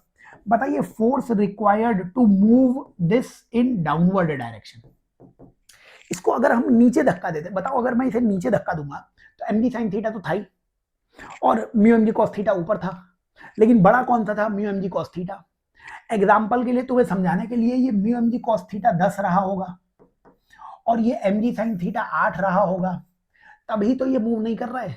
तो तुम्हें नीचे मूव कराने के लिए 2 न्यूटन फोर्स और लगाना पड़ेगा। 8 में 2 जोड़ दोगे तो 10 हो जाएगा, वो 10 और 10 को कैंसिल करके आगे चल जाएगा। तो बताओ नीचे की तरफ हमें कितना फोर्स लगाना पड़ा, 2 न्यूटन। 2 मतलब 10 माइनस 8, 10 किसको माना था, mu mg cos theta, mu mg cos theta minus mg sin theta. इतना फोर्स लगाना पड़ेगा डाउनवर्ड, इतना फोर्स लगाना पड़ेगा अपवर्ड। अब इन दोनों में मिनिमम कौन सा दिख रहा है, मिनिमम ये ऑप्शन दिख रहा है, तो यही हम आंसर टिक करने वाले हैं। mg कॉमन ले लेना, mg कॉमन लेके mu cos theta, mg common लेके mu cos theta minus sin theta, first इसका आंसर आ जाएगा, ठीक है ना। डायरेक्शन दे नहीं रखी है उसने किधर मूव कराना है, उसने बोला मिनिमम फोर्स किधर लगाना पड़ेगा। तो आप दोनों सिचुएशन ले लीजिए कि ऊपर भी जा सकता है नीचे भी जा सकता है, और फिर आप सोचेंगे तो आंसर आ जाएगा। बढ़े आगे, चलिए क्वेश्चन नंबर 18 पे आ गए अपन। अगेन अच्छा सवाल है, 18 क्वेश्चन भी बढ़िया सवाल है। क्या बोल रखा है, non conducting sphere of radius A. तो ये अंदर एक स्फीयर दिख रहा है आप लोगों को स्क्रीन पे, ठीक है ना। ये नॉन कंडक्टिंग स्फीयर है ए का, has net charge plus Q. चलो मैं अलग से बना देता हूं, ये नॉन कंडक्टिंग स्फीयर है जिसकी रेडियस ए है और इस पे चार्ज प्लस क्यू है, ठीक है ना। Distributed entirely in the volume, तो ये नॉन कंडक्टिंग है, ये मैंने यहाँ पे बनाया नहीं, यहाँ पे दिया हुआ है। A hollow spherical conductor having inner and outer radius B and C respectively and net charge minus Q is concentric with the sphere as shown. तो बताओ अब ना यहाँ पे एक क्या किया, एक कंडक्टिंग स्फीयर, एक कंडक्टिंग स्फीयर यहाँ पे और ले लिया, एक कंडक्टिंग स्फीयर यहाँ पे और ले लिया, जिसकी इनर रेडियस b है और आउटर रेडियस कितनी है, c है। तो ये एक कंडक्टिंग स्फीयर से इसे और ले लिया, ये कंडक्टिंग स्फीयर। लेकिन इस कंडक्टिंग स्फीयर के पास चार्ज कितना है, माइनस क्यू चार्ज है। अब मेरे को ये बताओ कि क्योंकि यहाँ पे प्लस क्यू चार्ज दिया हुआ है इस नॉन कंडक्टर को, तो क्योंकि अंदर प्लस क्यू चार्ज है, प्लस क्यू चार्ज इंड्यूस करेगा किसको, माइनस क्यू को, और ये माइनस क्यू आएगा तो बाहर प्लस क्यू आ जाएगा। ठीक है क्या, ये हमने इंडक्शन भी करवा दिया यहाँ पे। अब सारे क्वेश्चंस तुम देखते चलो क्या बोला हुआ है, the electric field at a distance r from the centre r less than a। बताओ r लेस देन a पे तुम्हें क्या निकालना है, r लेस देन a पे आपको निकालना है इलेक्ट्रिक फील्ड। तो गॉस थ्योरम, जब भी स्फेरिकल आपको कोई भी स्फीयर दिखे तो स्फीयर के लिए इलेक्ट्रिक फील्ड का फॉर्मूला होता है K Q in by small r square. जब भी कोई भी स्फीयर दिखे, कैसा भी स्फीयर दिखे, उसके इलेक्ट्रिक फील्ड का फॉर्मूला होता है K Q in by R square, जो गॉस थ्योरम से हम निकालते हैं। तो आप ये बताइए मेरे को, इस बार जो आर दिया हुआ है वो लेस देन ए दिया हुआ है, मतलब मैंने लेस देन ए पे कोई गाउसियन स्फीयर बना लिया। इस स्फीयर के अंदर कितना चार्ज है, वो क्यू इन आ जाएगा। अब बताओ इसके अंदर कितना चार्ज होगा, कैसे लिखेंगे, ये बताओ 4/3 पाई ए क्यूब, इतने वॉल्यूम में क्यू चार्ज है, क्योंकि ये टोटल वॉल्यूम कितना दिया है 4/3 पाई ए क्यूब, इसमें कितना चार्ज है क्यू, तो 1 वॉल्यूम में कितना चार्ज होगा, Q by 4/3 pi A cube. तुम्हें कितने वॉल्यूम में चार्ज चाहिए, केवल आर वॉल्यूम में, तो आर वॉल्यूम में 4/3 पाई आर क्यूब। बच्चों ये क्यू इन आ गया है, 4/3 पाई से 4/3 pi cancel, Q R cube bye ए क्यूब। ये मैंने इनसाइड चार्ज निकाल लिया है, और इनसाइड चार्ज को k इंटू आर स्क्वायर से मल्टीप्लाई कर दो। इनसाइड चार्ज को किससे मल्टीप्लाई कर दो, k की जगह क्या लिख दिया मैंने, 1/4 पाई एप्सिलॉन नॉट। चलो अलग से यहाँ पे लिख देता हूँ, k की जगह मैंने कितना लिख दिया, 1/4 पाई एप्सिलॉन नॉट, और क्यू इन की जगह क्या लिख दिया, क्यू आर क्यूब बाय ए क्यूब, और नीचे आर स्क्वायर का आर स्क्वायर। बच्चों ये इलेक्ट्रिक फील्ड आ रहा है, जो कितना आंसर है बताओ, 1/4 पाई epsilon not, 1/4 pi epsilon not. हाँ ये मैं मैच करते जा रहा हूँ कि ऑप्शन में 1/4 पाई एप्सिलॉन दिया हुआ है, ए क्यूब दिया हुआ है, हाँ ए क्यूब दिया हुआ है, क्यू दिया हुआ है, हाँ क्यू दिया हुआ है, और स्मॉल आर, सही बात है ना, R cube by R square करोगे तो ऊपर स्मॉल आर बाकी रह जाएगा, मतलब फर्स्ट ऑप्शन ठीक है, फर्स्ट ऑप्शन ठीक है। ठीक है, सेकंड ऑप्शन क्या है, the electric field at distance R, और आर क्या दे रखी है आपको, ए से बी के बीच में। अब बताओ ए से बी के बीच में, ए से बी के बीच में अगर मैंने कोई गाउसियन सरफेस बनाई होती, गाउसियन सरफेस ऐसे, बताओ इस गाउसियन सरफेस के अंदर इनसाइड चार्ज, वो तो नॉन कंडक्टिंग स्फीयर पे जो क्यू चार्ज था वही हो जाता, तो फिर वही सेम फॉर्मूला लगा सकते थे अपन। तो इलेक्ट्रिक फील्ड कितना आता, K Q in by R square, जबकि ये तो बोल रहा है 0, तो ये तो गलत हो गया। ठीक है, और क्या बोल रखा है, सेकंड ऑप्शन गलत हो गया। The electric field at a distance R from the centre, और बी से सी के बीच में। अब बताओ बी से सी के बीच में गाउसियन सरफेस बनाओगे, बी से सी के बीच में गाउसियन सरफेस बनाई मैंने, बताओ बी से सी के बीच में अगर गाउसियन सरफेस बनाई मैंने इस तरीके से, तो मेरे को इनसाइड चार्ज 0 दिख रहा है, क्योंकि इंडक्शन के कारण ये माइनस क्यू चार्ज, और अंदर वाले नॉन कंडक्टिंग स्फीयर में प्लस क्यू चार्ज, तो क्यू इन 0 है, फॉर्मूला एक ही है मेरे पास, स्फीयर के लिए एक ही फॉर्मूला है, के क्यू इन। लेकिन इस थर्ड ऑप्शन में अब क्यू इन ही कितना हो रहा है, 0, तो इलेक्ट्रिक फील्ड भी कितना हो जाएगा, 0, यानी कि ये ऑप्शन तो क्या हो जाएगा, सही हो जाएगा। ठीक है, और क्या बोल रखा है, the charge on inner surface of hollow sphere is minus Q, हाँ माइनस क्यू है, माइनस क्यू दिया हुआ है, ये ऑप्शन भी सही हो जाएगा। और the charge on outer surface of hollow is plus Q, नहीं आउटर सरफेस पे minus Q plus Q add करके 0 आ जाएगा, तो ये ऑप्शन गलत हो जाएगा। आंसर आ जाएगा 1, 3 और 4, 1, 3 और 4, सेकंड इस क्वेश्चन का आंसर आ जाएगा। तो इंडक्शन देख लो, और गाउस थ्योरम लगानी है, स्फीयर के लिए गाउस थ्योरम लगाओगे तो ये एक रामबाण फॉर्मूला है, K Q in by R square, इसमें एक ही वेरिएबल है क्यू इन, जो भी आर डिस्टेंस पे तुम गाउसियन सरफेस बना रहे हो, स्फीयर बना रहे हो, उसके अंदर कितना चार्ज है वो निकाल लो यूनिटरी मेथड से, आंसर आ जाएगा। चले आगे, चलिए जरा क्वेश्चन नंबर 19 पे आ जाते हैं। यहाँ पर बच्चों बड़ा ही स्टैंडर्ड क्वेश्चन है, मैंने जानबूझ के रखा है ये क्वेश्चन ताकि कुछ स्टैंडर्ड रिजल्ट्स याद हो जाए अपने को। तो इस स्टैंडर्ड क्वेश्चन में बच्चों क्या कहा हुआ है, block of mass m is placed on smooth ways of inclination theta. तो एक हमने वेज या इंक्लाइन प्लेन बना लिया थीटा का, जिसके ऊपर मास कितना रखा हुआ है, m रखा हुआ है, ठीक है ना, और whole system is accelerated horizontally, सारे सिस्टम को हॉरिजॉन्टली हमने एक्सिलरेट कर रखा है, तो सारा सिस्टम हॉरिजॉन्टली एक्सिलरेट कर रहा है, लेट से ए एक्सिलरेशन से, वो एक्सिलरेशन हमें पता हुआ नहीं है, ब्लॉक डज नॉट स्लिप। अब ब्लॉक स्लिप नहीं कर रहा है, ब्लॉक स्लिप नहीं कर रहा मतलब नीचे ऊपर नहीं जा रहा, ग्राउंड से देखने पे पूरा सिस्टम आगे जाता हुआ दिखेगा, ठीक है। तो हमें बताना है कि force exerted by wedge on the block, block ने वेज पे, वेज ने ब्लॉक पे जो नॉर्मल रिएक्शन लगाया होगा वो बताना है। बच्चों ग्राउंड के रिलेटिव इस पे ब्लॉक पे लगने वाले सारे फोर्सेस वो आप मेरे को बता दो, ग्राउंड के रिलेटिव ब्लॉक पे लगने वाले फोर्सेस। तो इंक्लाइन प्लेन ने इस मास पे एक नॉर्मल रिएक्शन लगाया होगा, एन आया होगा। ये पूरा मास तुम्हें आगे जाते हुए भी दिख रहा होगा, आगे जाता हुआ किससे दिख रहा होगा, एम ए एक्सेलरेशन से आगे जाते हुए दिख रहा होगा। और इस पे नीचे की तरफ और क्या आ रहा होगा, नीचे की तरफ एम जी आ रहा होगा। ये ग्राउंड के रिलेटिव हमने बना दिया है। तुम इंक्लाइन प्लेन के रिलेटिव लगाते तो एम ए पीछे की तरफ आ जाता, अभी हमने ग्राउंड के रिलेटिव इक्वेशन बना दिए। अब ये बताओ मेरे को, ये ब्लॉक कहीं नहीं जा रहा ना, तो इस पे नेट फोर्स हमेशा जीरो ही होने वाला है हर डायरेक्शन में। तो तुम यहां से इक्वेशन बना दो, जैसे ये ऊपर में नॉर्मल रिएक्शन का अगर कोई कंपोनेंट तुमसे पूछता, अपवर्ड डायरेक्शन में नॉर्मल रिएक्शन का कंपोनेंट कितना होगा अपवर्ड डायरेक्शन में, तो बताइए अपवर्ड डायरेक्शन में नॉर्मल रिएक्शन का कंपोनेंट कितना आएगा। ये एंगल थीटा आ जाएगा, ये तो जेड दिख रहा है थीटा, ये 90 माइनस थीटा आ रहा है, तो ये एंगल अगेन कितना आ जाएगा, थीटा। नॉर्मल रिएक्शन का ऊपर कंपोनेंट कितना आएगा, एन कॉस थीटा, ठीक बात है। ऊपर की तरफ एन कॉस थीटा और नीचे की तरफ एम जी, आंसर आ जाएगा m g by cos theta. बच्चों बड़ा स्टैंडर्ड सा रिजल्ट है। इसका एक्सेलरेशन कितना आएगा वो भी आप निकाल सकते थे, वो N cos theta M G है, एन का आगे कंपोनेंट कितना आता है, एन साइन थीटा, उसे एम ए लिख सकते थे। रेशियो लेते तो टेन थीटा ए बाई जी वगैरह आ जाता, ए बराबर जी टेन थीटा आ जाता। स्टैंडर्ड क्वेश्चन कई बार एग्जाम में आया हुआ है, आना चाहिए अपने को एफबीडी बनाना वगैरह, तभी एनएलएम फ्रिक्शन के सवाल होंगे। आगे चलो क्वेश्चन नंबर 20 पे आ जाते हैं। यहाँ पर क्वेश्चन नंबर 20 इलेक्ट्रोस्टैटिक्स का क्वेश्चन दिख रहा है मेरे को, बताओ क्वेश्चन नंबर 20 में क्या कहा हुआ है कि figure shows an imaginary cube. ये एक क्यूब है जिसकी लेंथ ए है, uniform charge of rod of length A by to, uniformly charge rod है जिसकी लेंथ दे रखी है, ये लेंथ कितनी दे रखी है, ए बाई टू दे रखी है। Moves with constant speed V, constant speed V से जा रहा है। तो the right end of the rod just touches the graph, आपको बताना है कितना ग्राफ हो जाएगा।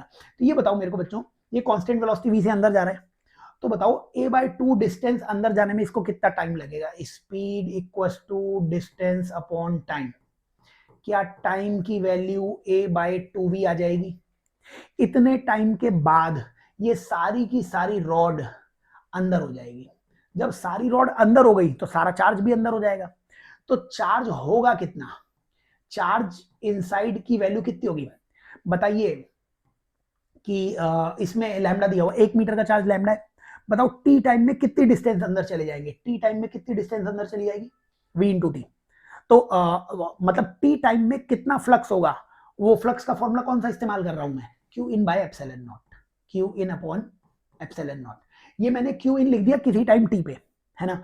तो शुरुआत में जो फ्लक्स होगा वो खुद क्यू इन के प्रोपोर्शनल है और क्यू इन खुद टी के प्रोपोर्शनल है, तो स्ट्रेट लाइन ग्राफ आ जाएगा। तो ये तो गलती हो गया, ये तीनों ग्राफ आ सकते हैं, ठीक है ना।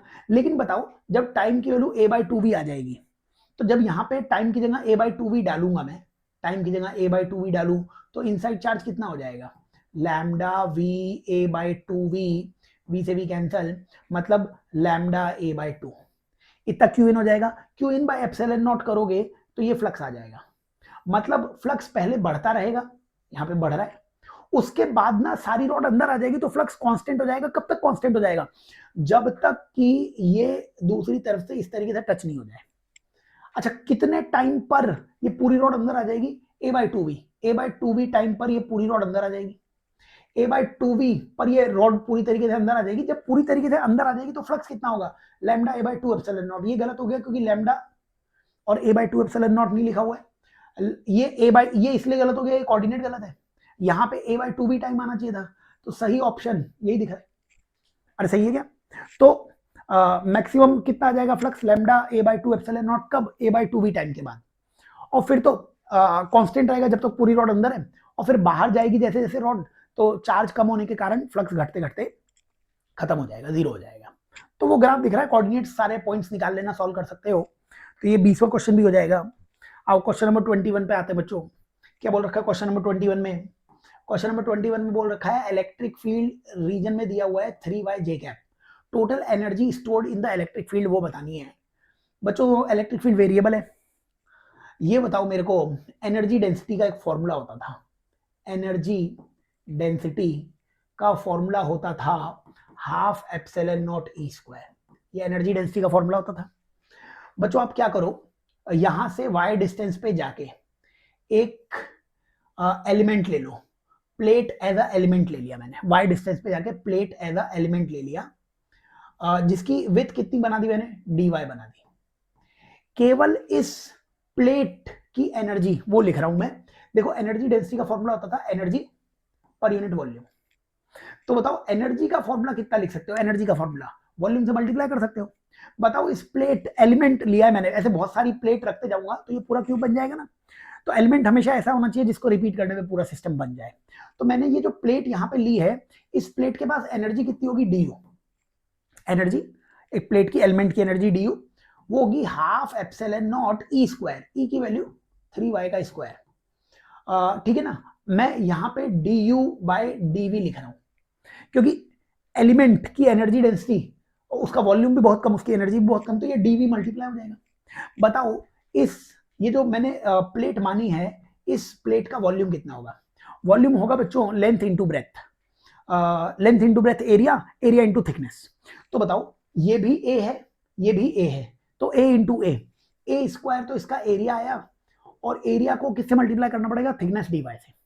तो क्या ये हमारे पास एनर्जी आ जाएगी एक प्लेट की। ऐसे हमें इंटीग्रेट करना पड़ेगा कहां से कहां तक, 0 से ए तक, तो फिर सारी एनर्जी भी आ जाएगी।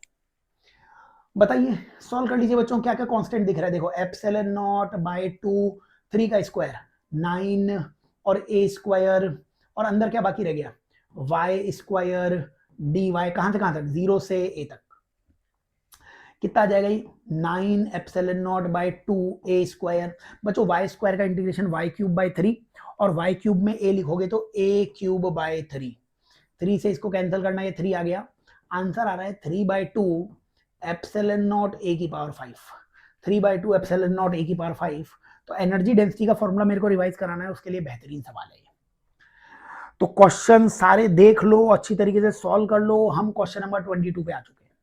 बताओ क्वेश्चन नंबर 22 में क्या बोला हुआ है कि 2 short dipoles A and B, A और बी दो डायपोल्स हैं, ये माइनस प्लस डायपोल्स दिख रहे हैं।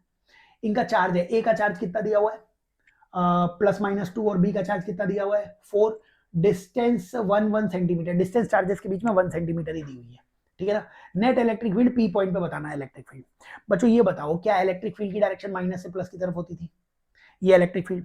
बताओ इसका इलेक्ट्रिक फील्ड अगर मैं पी वेक्टर बोल देता, खैर डायरेक्शन तो मैंने शो ही कर दी, इसका मैग्नीट्यूड कितना होगा, चार्ज। अब बी के पास चार्ज कितना है, बी के पास चार्ज है 4, मतलब बी के पास चार्ज कितना है 4, वो भी माइक्रो में है, चलिए 4 माइक्रो।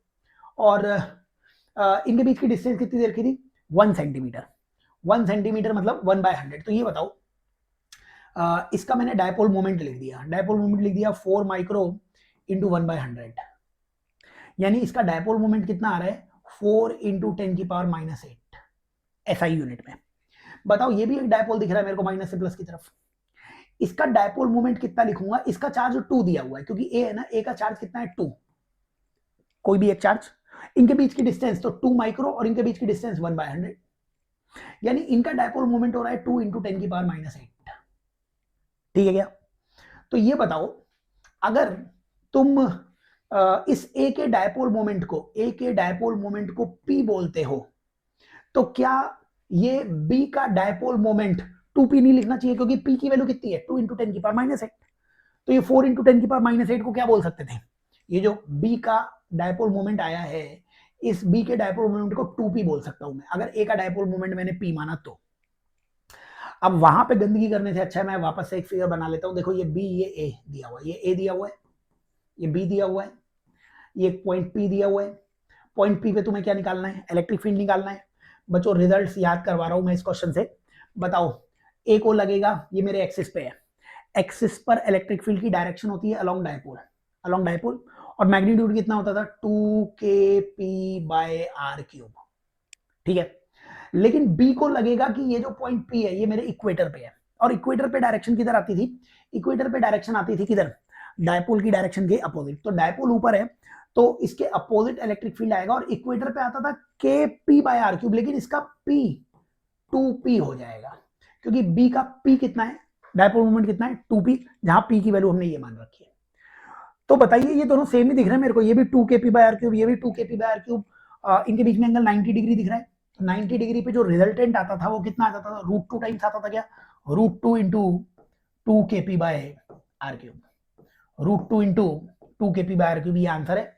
इसमें वैल्यूज फीड कर दो बच्चों, बोलो 2√2 तो 2√2 रहेगा, 2√2, k की वैल्यू कितनी 9 इंटू 10⁹9, तो वैल्यूज फीड कर रहा हूं मैं, 2√2 की जगह 2√2, k की जगह 9 इंटू 10⁹9, p की वैल्यू 2 इंटू 10⁻8, 2 इंटू 10⁻8, और नीचे r³। अब r क्या हो जाएगी, r डिस्टेंस, ये जो आधी डिस्टेंस दिख रही है ये 30 सेंटीमीटर दिख रही है। 30 सेंटीमीटर मतलब 30/100 का क्यूब, ये आंसर है।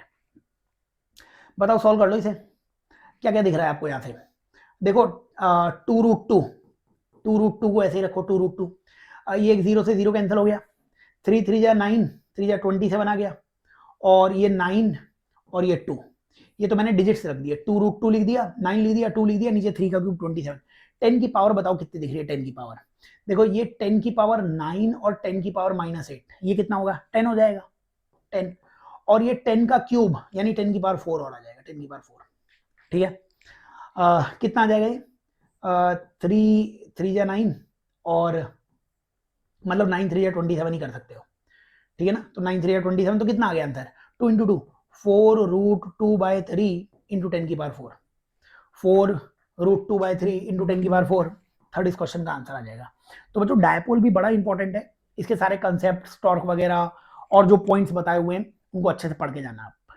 चलो 23 क्वेश्चन पे आ जाते हैं यहाँ पर, बोलो क्वेश्चन नंबर 23 दिया हुआ है अपने को। 23 क्वेश्चन अगेन मैकेनिक्स का सवाल आ चुका है।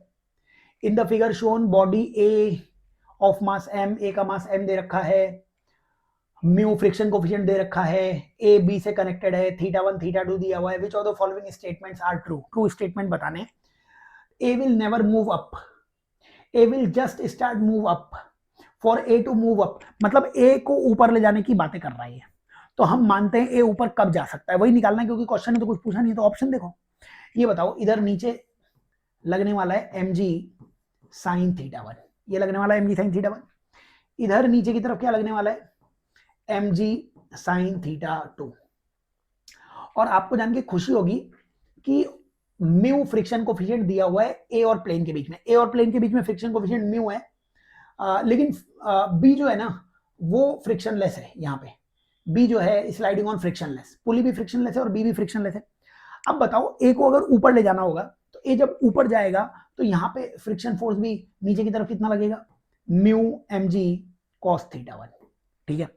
अब बताओ ए ऊपर कब जा सकता है, जब ये वाला फोर्स उन दोनों से बड़ा हो जाए या थोड़ा बराबर हो जाए, तो बताइए mg sin θ2, ये बड़ा होना चाहिए, बड़ा नहीं भी हो तो गरीबी में बराबर तो हो जाए, किसके बराबर, जो इसे रोक रहे हैं, कौन कौन रोक रहा है, mg sin θ1 plus mu mg cos θ1। तो यहां से ये बताओ ये mg, ये जो mg वाली टर्म थी, ये mg वाली टर्म, ये वाला mg, ये mg कैंसिल हो गया। बताओ यहां से म्यू की वैल्यू कितनी आ रही है, म्यू की वैल्यू sin θ2, ये sin θ2 है, ये उधर गया माइनस sin θ1 अपॉन cos θ1। अगर म्यू ये है तब जाकर ये जस्ट स्लाइड कर सकता है, तो A will just start moving up when mu is sin θ2 minus, तो ये तो गलत हो गया। A will never move up, वो भी गलत हो गया। अगर ऐसा होता है तो मूव अप हो जाएगा, उसमें क्या है, ये या इससे छोटा होने पे। अब for A to move up, बताओ ए कब मूव अप होएगा, जब ये म्यू जो आएगा, म्यू की वैल्यू 0 से तो ज्यादा आनी चाहिए ना, ये म्यू की वैल्यू 0 से ज्यादा आने के लिए ये sin θ2 बड़ा होना चाहिए sin θ1 से। बच्चों sin 0 होता है, sin 91 होता है, जैसे जैसे एंगल बढ़ता है वैसे वैसे साइन की वैल्यू बढ़ती है। इस टर्म को पॉजिटिव बनाने के लिए θ2 ग्रेटर देन θ1 मानना पड़ेगा। अगर θ2 ग्रेटर देन θ1 होगा तो म्यू पॉजिटिव आएगा, तब ब्लॉक ऊपर जा सकता है। थर्ड ऑप्शन में यही लिखा हुआ है, ए तभी ऊपर जाएगा जब θ2 ग्रेटर आएगा θ1 से, ठीक बात है। और ऐसा नहीं होगा तो फिर अपोजिट डायरेक्शन में जाएगा, B will always slide down with constant speed, ऐसा तो कुछ है नहीं, क्योंकि अब वो तो डिपेंड करेगा म्यू की वैल्यू क्या है। तो थर्ड इस क्वेश्चन का आंसर आ जाएगा। ये भी बेहतरीन सवाल था, ठीक है। चलो 23 क्वेश्चन हो चुका है, क्वेश्चन नंबर 24 पे आ जाओ। बोलो क्वेश्चन नंबर 24, एनसीईआरटी में ये सवाल दिया हुआ है, जेईई मेंस 2026 में भी ये सवाल आया हुआ है। तो आप लोगों से ये निवेदन है कि बड़े अच्छे से क्वेश्चन सॉल्व करें और एनसीईआरटी के जो सवाल आपको नोट्स में कराए हुए हैं वो जरूर करें। क्या बोला है क्वेश्चन ने? 2 चार्जेस 7 माइक्रोकूलम एंड -2 माइक्रोकूलम। तो 2 चार्जेस है, एक है 7 माइक्रोकूलम का, एक है -2 माइक्रोकूलम का। ये रखा हुआ है -9,0,0 पे, और ये रखा हुआ है कहां पे? 9,0,0 पे। एक्सटर्नल इलेक्ट्रिक फील्ड दिया हुआ है, ए की वैल्यू दी हुई है। तो हमें electrostatic energy of the configuration, पूरी कॉन्फ़िगरेशन की एनर्जी बच्चों, जो टोटल एनर्जी होती है, टोटल एनर्जी में आती है एक तो सेल्फ एनर्जी, एक आएगी इंटरेक्शन की एनर्जी। सेल्फ एनर्जी और इंटरेक्शन की एनर्जी। सेल्फ एनर्जी क्या होती है? Q1 into we. मान लीजिए Q1 चार्ज V पोटेंशियल पर है, उसके पास एनर्जी होगी Q1V, ठीक बात है ना। और अगर Q2 चार्ज V पोटेंशियल पे है तो उसकी एनर्जी होगी Q2V। ये उनकी खुद की एनर्जी है। Q1 हो Q2, अगर मान लो यहाँ पे Q2 नहीं भी होता, इसको Q1 मान लिया, चलो मैंने इसको Q2 मान लिया मैंने। अगर यहाँ पे Q2 नहीं भी होता तब भी एनर्जी होती Q1 के पास, तो उसकी खुद की एनर्जी है। और इनकी इंटरेक्शन की एनर्जी K Q1 Q2/R, जो आप लोगों को पता होती है।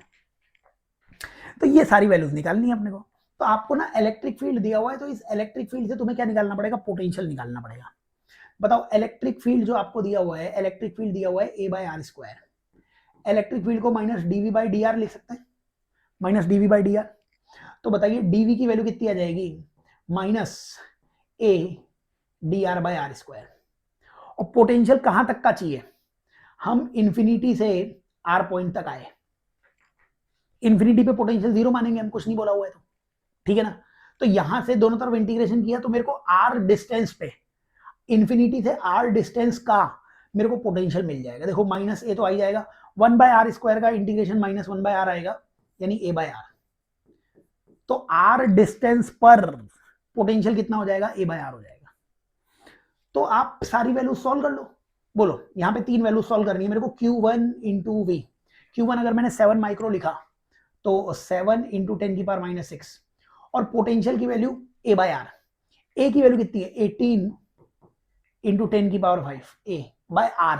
बच्चों R को 9 लिखना, -9 मत लिखना, क्योंकि इंफिनिटी वाले पॉइंट की डिस्टेंस इंफिनिटी थी, है ना, रेफरेंस पॉइंट से, और -9 वाले की डिस्टेंस 9 थी, ठीक है। तो ये यहां पे 9 लिख लेना। बोलो ये कितना आ रहा है? ये 2 हो गया, 7 2 जा कितना हो गया? 7 2 जा हो गया 14, और ये 1.4 आ जाएगा शायद, क्योंकि 10⁻⁻⁶ और 10⁵, तो 1.4 इतने जूल आ जाएगा, ये 1.4 जूल आ जाएगा। ये आया है Q1 इंटू वी। देखो Q1 की वैल्यू कितनी है? 7 माइक्रो, Q1 की वैल्यू तो 7 माइक्रो लिख दिया, और V की वैल्यू A/R, A की वैल्यू 18 इंटू 10⁵, और R की वैल्यू 9। ये 9 भी आपको किसमें दिया हुआ है? सेंटीमीटर में, ये गड़बड़ मत कर देना। तो ये 9 जो है, 9 डिवाइडेड बाय 100 करना पड़ता, तो ये 100 ऊपर आके मल्टीप्लाई बाय 100 हो जाएगा, यानी ये 140 जूल आ जाएगा। तो यूनिट्स वो देख लेना। चलो ये तो Q1 आ गया। ऐसे Q2V का आंसर बताओ। Q2V का आंसर, Q2 दूसरा चार्ज कितना है? चार्ज साइन के साथ लिखना है, एनर्जी तो स्केलर होती है, तो -2 इंटू 10⁻⁻⁶, -2 इंटू 10⁻⁻⁶ इंटू A/R। ए की वैल्यू कितनी है? 18 इंटू 10⁵, और R की वैल्यू वही 9/100।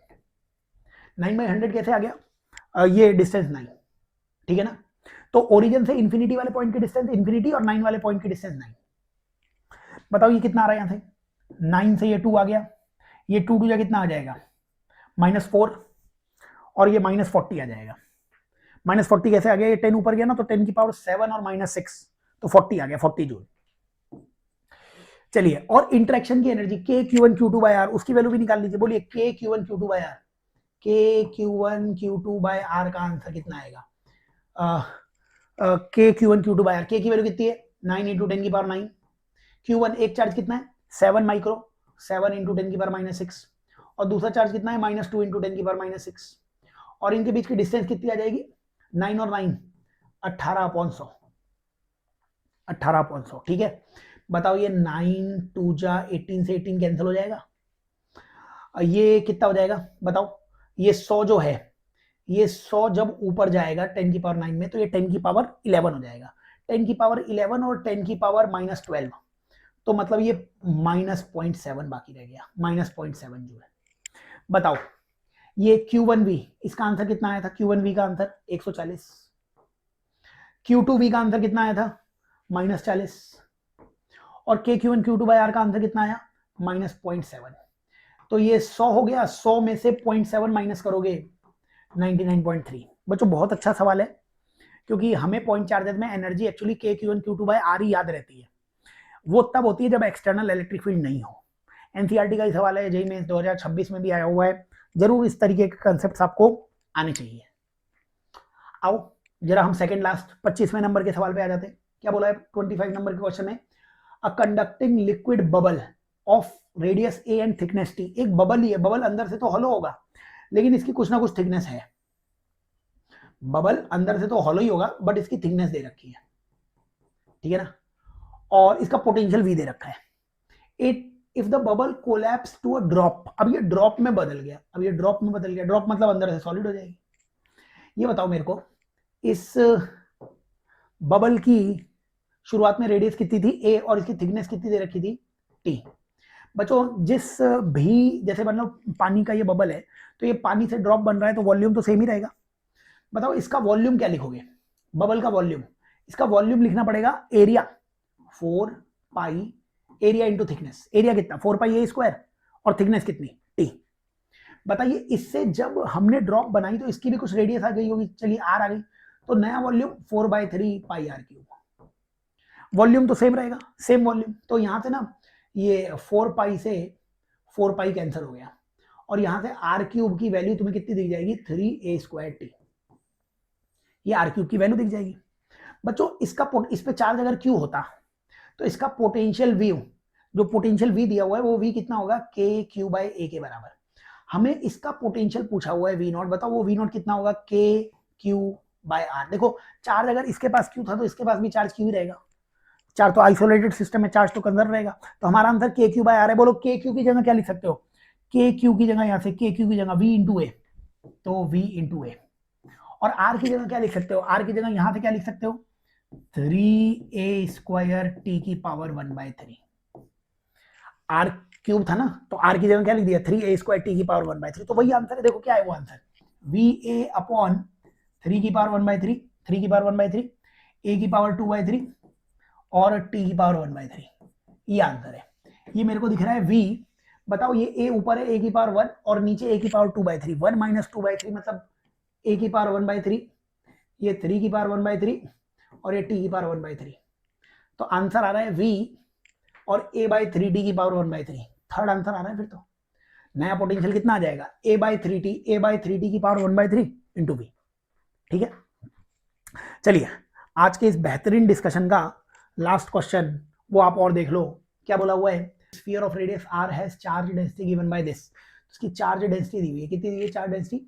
रो की वैल्यू दी हुई है ρ0 माइनस ρ0 nr/3r। ये मल्टीप्लाई कर दिया मैंने, है ना। ये चार्ज डेंसिटी दे रखी है।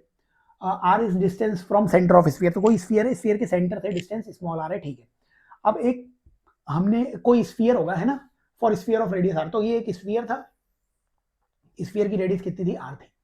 For sphere of Gaussian surface of radius r, अब हमने एक गाउसियन सरफेस भी बना ली इसके ऊपर, और इसके ऊपर हमने एक क्या बना ली? गाउसियन सरफेस बना ली। ये हमने इसके ऊपर एक गाउसियन सरफेस ब्लू से दिखा दी, गाउसियन सरफेस, उसकी भी रेडियस r है और इस गाउसियन सरफेस से फ्लक्स 0 है। बताओ फ्लक्स होता था Qin/ε0। अगर वो 0 है इसका मतलब इसके अंदर जो चार्ज आ रहा होगा वो भी कितना हो जाएगा? 0। तो तुम्हें क्या करना है? इसके अंदर का चार्ज निकालना है। तो बहुत ही बेसिक सा सवाल हो गया। बताओ यहां से r डिस्टेंस पे जाके एक एलिमेंट ले लो, जिस एलिमेंट की विड्थ कितनी होगी? dr। ये एलिमेंट खुद क्या होगा? ये एलिमेंट है हॉलो स्फीयर। ऐसे सारे हॉलो स्फीयर रखते जाओ और सारे हॉलो स्फीयर के चार्जेस को ऐड कर दो तो टोटल चार्ज मिल जाएगा। एक हॉलो स्फीयर का चार्ज, इस एक हॉलो स्फीयर का चार्ज क्या लिखूं मैं? एक हॉलो स्फीयर का चार्ज dq। कितना आएगा dq? dq आएगा रो इंटू dv के बराबर। रो मतलब एक वॉल्यूम का चार्ज, तो dv वॉल्यूम का चार्ज इंटू dv। ये एक हॉलो स्फीयर का चार्ज है, ऐसे सारे हॉलो स्फीयर के चार्जेस को ऐड कर दो। सारे होलोस्फीयर के चार्जेस को ऐड करना है, मतलब होलोस्फीयर 0 से r तक लिखना पड़ेगा। बच्चों सॉल्व कर लो। इधर तो टोटल चार्ज क्यू आ जाएगा, जो हमें 0 लिखना है, 0 से r तक इंटीग्रेशन करना पड़ेगा। जिसका रो की वैल्यू क्या लिख देना, rho naught minus rho naught N R by 3r, और डीवी की value 4 pi r square D R. तुम्हें होलो स्फीयर जब एलिमेंट होता है तो उसका DV 4 pi r square D R, उसका डेरिवेशन क्लास में कराया हुआ है बच्चों। बस इसको सॉल्व करना है अपने को। बताओ यहां से क्यू की वैल्यू कितनी आ रही है, पहला इंटीग्रेशन कितना आएगा, रो नॉट से मल्टीप्लाई करना है 4 pi r square D are को, और माइनस दूसरा इंटीग्रेशन है रो नॉट एन और ये r क्यूब और ये 4 पाई और ये 3r और डी आर। देख लो सारी टर्म लिख दी है मैंने, रो नॉट एन आर तो रो नॉट एन आर क्यूब हो गया और 4 पाई। ठीक है, कहां से कहां तक इंटीग्रेशन करना है, 0 से r तक इंटीग्रेशन करके और टोटल चार्ज को 0 करना है। बताओ अगर अपन ध्यान से देखें इसमें, इसका इंटीग्रेशन कितना आ रहा है, इंटीग्रेशन रो नॉट 4 पाई, ये रो नॉट 4 पाई कांस्टेंट हो गया। बताओ आर स्क्वायर का इंटीग्रेशन क्या वो r क्यूब बाय 3 आ जाएगा, कैपिटल R कैसे हो गया, लिमिट लगा दी, तो वैसे आर स्क्वायर का r क्यूब बाय 3 और लिमिट लगा दी, ये माइनस था तो इधर माइनस लगा दिया। अब यहां पे क्या क्या कांस्टेंट है, rho naught 4 pi n by 3r, ये सब तो था ही। बताओ r क्यूब का इंटीग्रेशन r की पावर 4 बाय 4, r की पावर 4 बाय 4, ये टोटल चार्ज को 0 करना है तुम्हें। टोटल चार्ज को अगर तुम 0 कर देते हो आंसर आ जाएगा। बताइए यहां से ये रो नॉट और 4 पाई उधर 0 के डिवीजन में जाके कैंसिल हो गए, ये 3 से 3 कैंसिल हो गया।